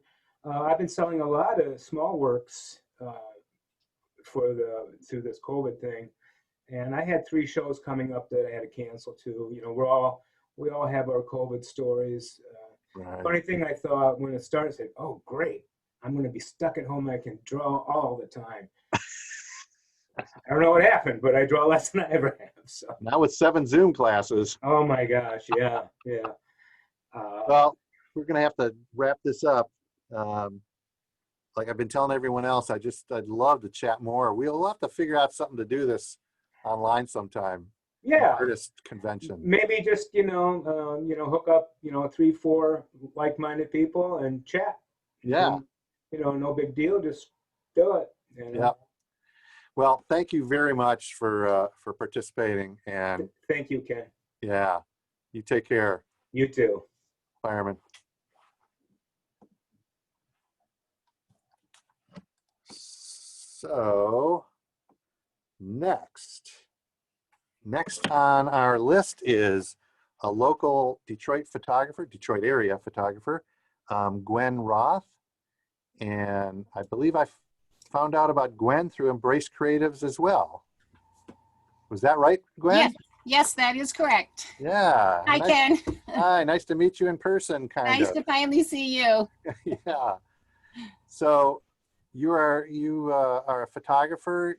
Do you do all of your stuff on metal or? No, I just discovered metal this year. Okay. Every year is always a game changer of some kind. And the first image that you had up there, the musical score, as far as design goes, was a game changer this year. And then printing it on aluminum was another game changer. So I'm always looking for new techniques and new media.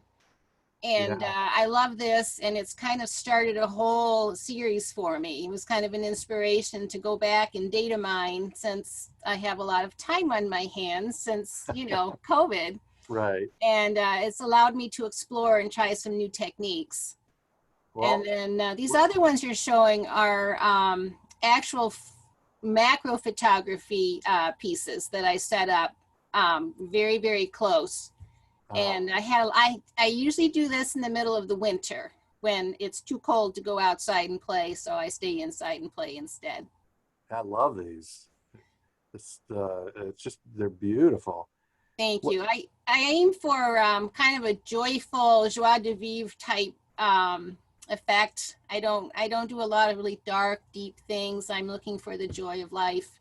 Right. And so I have a lot of images, and it takes a lot of trial and error to get something that I'm happy with these types of shots. Yeah, they're exquisite abstractions. Love it. So, but you probably didn't start with abstractions, right? I did not. Mostly I've been doing representational and a lot of nature, fine art, nature, and even what I call abstract nature. It's representational, but the way that I find it, it looks abstract. Mm-hmm. So I look for things like that. I kind of play in a lot of different sandboxes. I like to do macro, black and white, color, nature, still lifes. I think you can see some of my pieces behind me. I like to set up in my studio here. And I'm just kind of, I try to put myself into a peg, and I can't. but I'm Probably thinking good. yeah, well, maybe. So I'm thinking maybe with the abstracts, which I really enjoy doing, that may be one little peg that I can finally, put myself into. Yeah. And I do love a good abstract, and I've enjoyed listening to all of the panelists today too. And great. when I hear other artists talk, it always helps me understand my art a little bit better and why I do what I do. Right. So it's been very informative, and I've really enjoyed it. Oh, good, good. And I'm glad you can make it. So have you done shows recently, or I mean, I have. I've recently, been but- exhibiting in the area in Southeast Michigan for about 5 years now. Okay. I jumped back. I'm fortunate now that I can just devote my full time to photography. Always wanted to do it, but life, career, family, so on and so forth. I finally got to a point in my life where I could pursue it. So I just jumped in head first and started exhibiting in 2015, I think. And I earned a lot of awards along the way. And, I just keep pushing and pushing and pushing just to see what will happen. And is this something that you had gone to school for, or just came natural, or? No, not really. I've been interested in it since I was about 12. I went to Michigan State, and I actually majored in landscape architecture, which had a lot of graphic art and design principles baked into it. So I think that helped form a foundation for me, so that when I was finally ready to pursue my one true love, which is photography, I had that good foundation on which to fall back on. That's the reason I went like this is Yeah. I went to Michigan State. I majored in landscape architecture. Oh, you're kidding.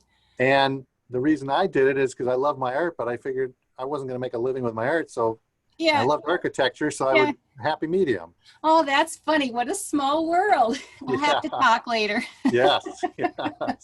I didn't stick with it though. No, I didn't either. Yeah. Life happens and things change. Right. Yeah, but I don't regret it. I'm glad that I did it. Also, it taught me a lot about plants, and I think that's why I love to photograph nature so much, is I understand the plants and the flora that's out there, and I think it helps me when I do photograph nature.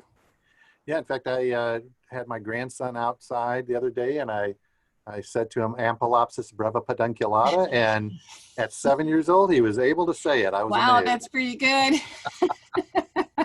You'll have to do Parthenocistus tricuspidata next time. So, have you thought about putting like your work in restaurants, things like that?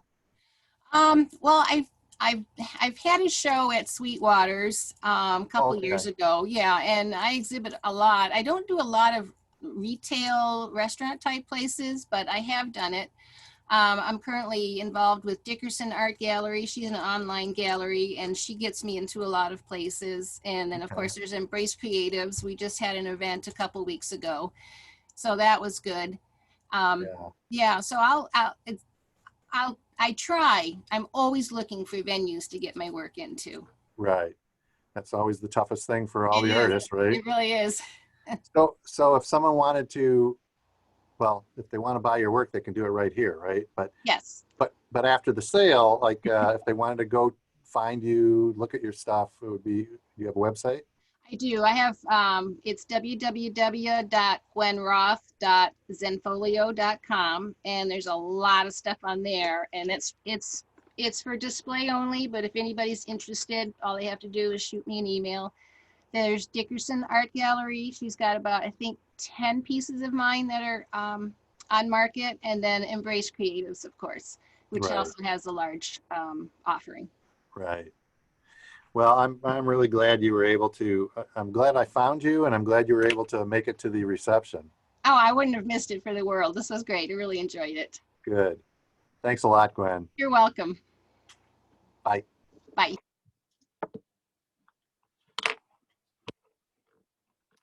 So our next and last artist is an artist that he's a ceramic artist, and he's from Seattle area. I met him because a friend of mine said, hey, come on with me and learn how to throw pots. And I took a class of his, and I learned that how to throw 50-pound pots, because I never could get the knack of it. In fact, I have a couple of them here that hold paintbrushes because it's real solid. The paint, they won't tip over. So this is Ken Turner out of Seattle. Hi, Ken. Hey, Ken, how are you? Good. Nice to see you. Well, it's really great to reconnect after all these years. Yeah. Yeah, in fact, before I forget, to show everyone out there, here's a piece of Ken's that we have. One of his fertility plates. Oh boy, right on. That's been a while, right? Yeah, absolutely. But I did make quite a few of those fertility plates, and they did really well, quite honestly. Beautiful. I have a couple that I'm just hanging on to because they meant a lot to me at the time, and still do. Yeah.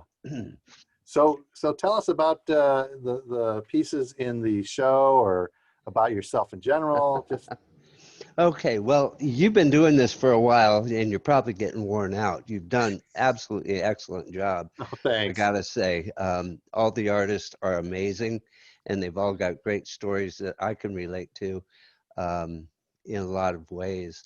But the work that I'm showing here, I have two pieces that are similar. This one that's on the screen now, Minier compressed. Compression is basically about ancient things surviving over time, but also showing the ravages of time. And it's supposed to have a sense of movement and compression and weight. And it has a lot of physical weight as well. So when we ship this one, it's going to be a little bit elevated, but they're really wonderful pieces, and I enjoy the process of making them. I've been a wheel thrower all my life. That's really all I wanted to do. I've been doing this since I was in high school, and that's been 45, getting close to 50 years now. Yeah. So recently, I've had a lot of, Ed Mueller mentioned he has some problems, and I'm thinking, this is maybe unfortunately common with artists who have had long careers.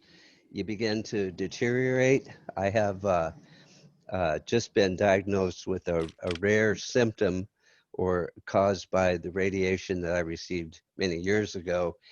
And it's really debilitating. And since it's radiation, it's just going to continue. So using my arms, I just feel fatigue all the time. So I don't know how many more of these I have in me, but smaller scale I can do.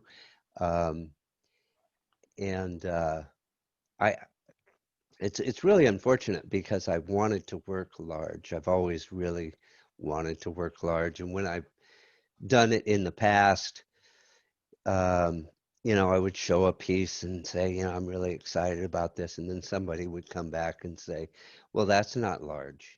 This is large. And then I would feel diminished again. But there's something about scale which I really enjoy. And it's interesting because unless we have something to judge scale by, we really don't know. Right.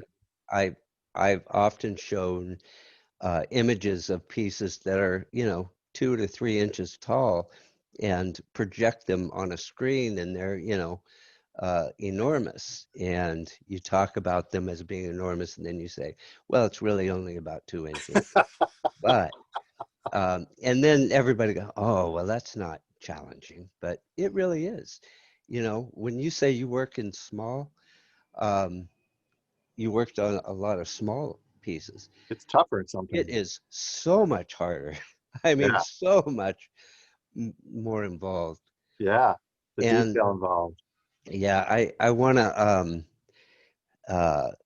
commend all of you two-dimensional artists, because I teach online, and I've been given an assignment to teach this art practices class, in which it's basically teaching computer scientists, science students, and designers basic art, because they need a credit. And I'm relearning all the stuff I learned in high school, value, color wheel, and yeah, and it is intense. Yeah.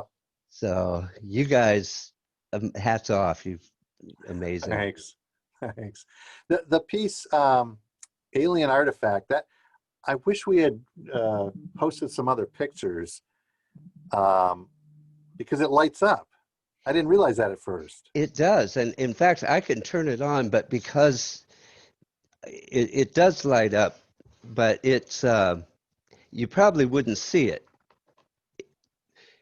I'll turn it on. Okay, there's some light. It's going to maybe hang on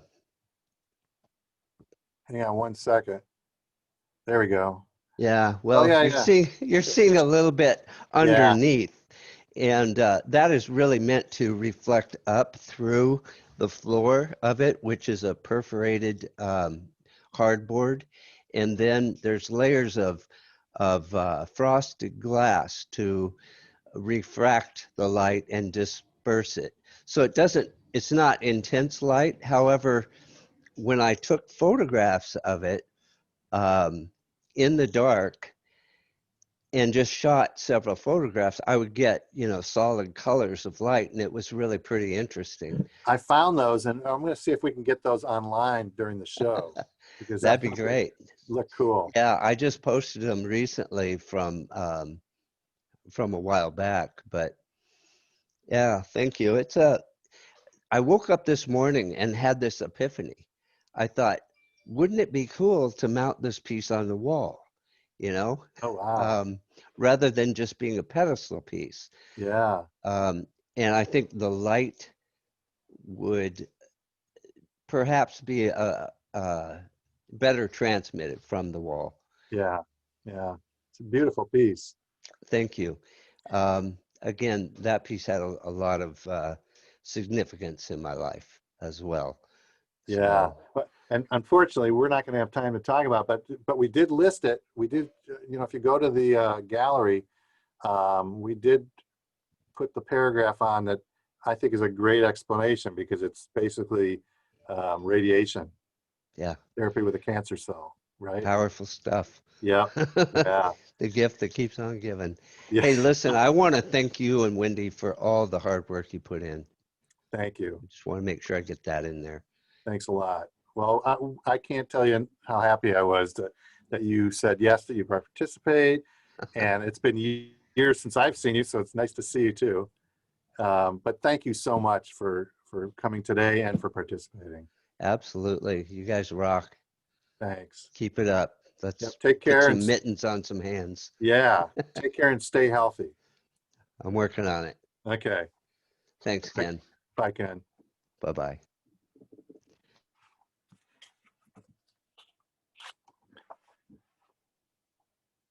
So that basically wraps up all of the artists. Not quite, because Ken didn't get a chance to talk about his art at all.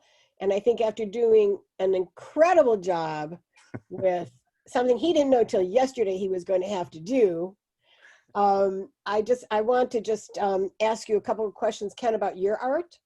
Okay. You said you were self-taught. When do you first remember doing any art?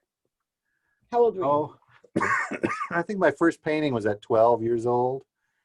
And I remember when I was about 13 or 14 having a couple of oil painting lessons. And I always took the art classes in high school.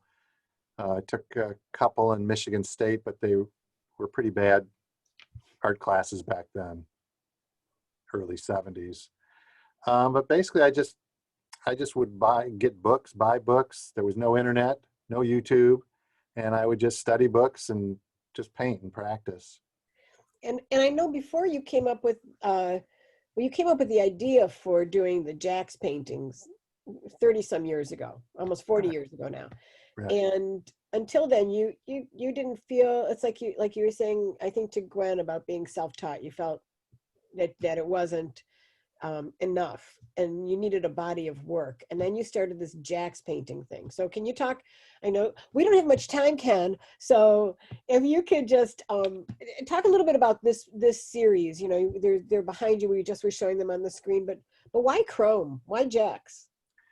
Well, I like the idea. Well, first it popped into my head, a chrome Jack on a wheel of cheese, and I thought Jack cheese, Monterey Jack cheese, pepper Jack cheese. And I thought that was weird. And for the next 32 years, I just kept thinking of all these sayings, you know, jumping jacks, Jack the Ripper, all these things. So I always thought I'd want to be painting these. And then when I decided to do this for a living, I figured I'd have to have a theme. And I think it was, I can't remember who it was, one of the other artists mentioned that, coming up with a theme. I think Dawn maybe. And so I decided to do the Jacks. I like the idea that I can paint abstract within the Jacks. And I also like the idea that the viewer gets to see what's outside the four edges of the canvas. They can see the world that the artist was in. And I love the pun joke titles too. Because the titles are pretty important to what you're actually looking at there. Right. Yes, they're all very integral to the paintings. Yeah. And at the ripe old age of quite old for an artist, yeah, you really had a good amount of success with these. Yeah, I mean, I was amazed. I entered the first 5 in Art Prize, and it was in the top 25 out of like 1,000 2D artists.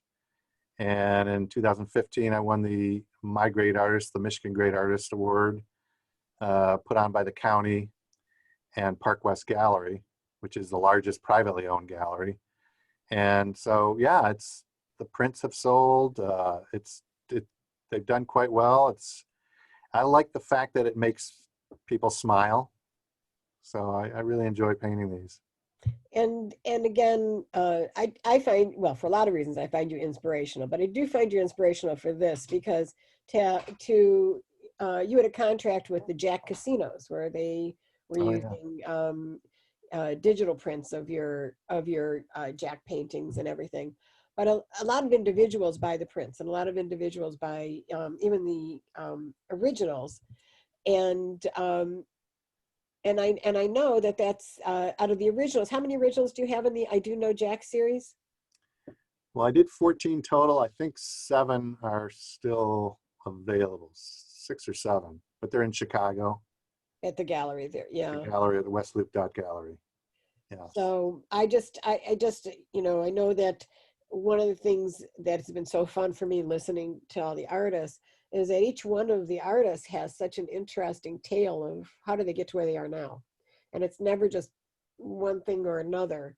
And I think it's really been, thank you for sharing about your art, which I am the luckiest person because I get to see it all the time. I get to live with it in my house and I don't have to pay for it. And the reality of this is that every single artist who's been on this in this reception and in the show is spectacular. We have had so many people make comments about how, you know, this is such a great collection of artists and that your work is inspiring and your stories are inspiring. And I hope that everybody who's come feels better about what they do individually, and especially in this time of COVID when there's been so little positive stuff to focus on. And this has been a really nice 2 hours of focusing on the human story and creativity. We've already had, by the way, I think we've had 4 or 5 pieces sell since the show opened. They're prints and we're very excited about that.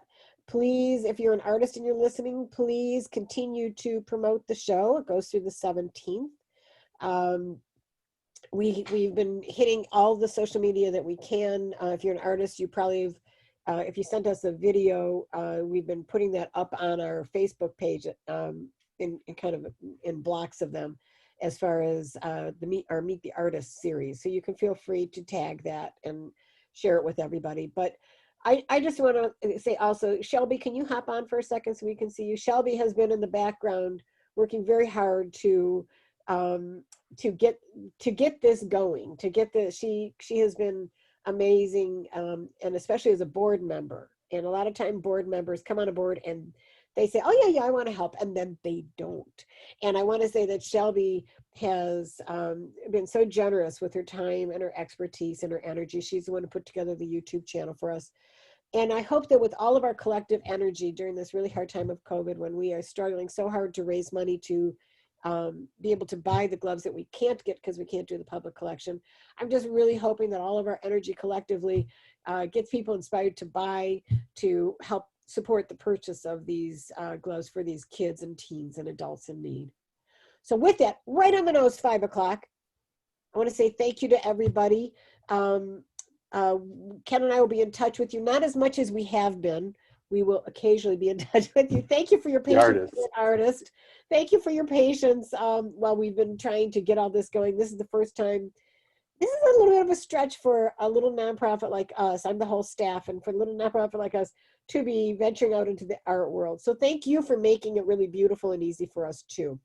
Those of you who are not artists who are on this call, thank you so much for coming. Please tell your friends about it. Shelby, you got any 2 cents you want to throw in? Just that I'm so excited that I get to work with both of you. You're wonderful people doing wonderful things. And as an artist myself, it was really amazing to hear everyone's story. And I'm just glad to be a part of this with you guys.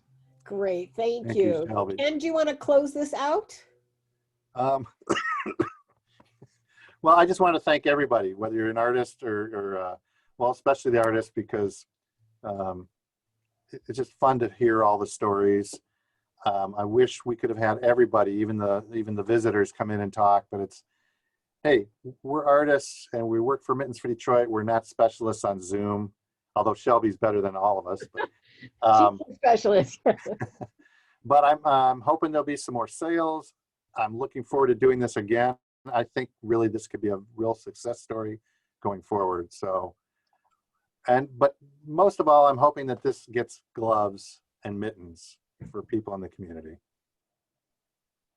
So, all righty, everybody, please stay healthy, follow the science, wash your hands, wear a mask, keep 6 feet away, keep doing your art, because everybody needs you. Art is one of the big things that's getting the rest of us who aren't artists through all of this during this horrible pandemic.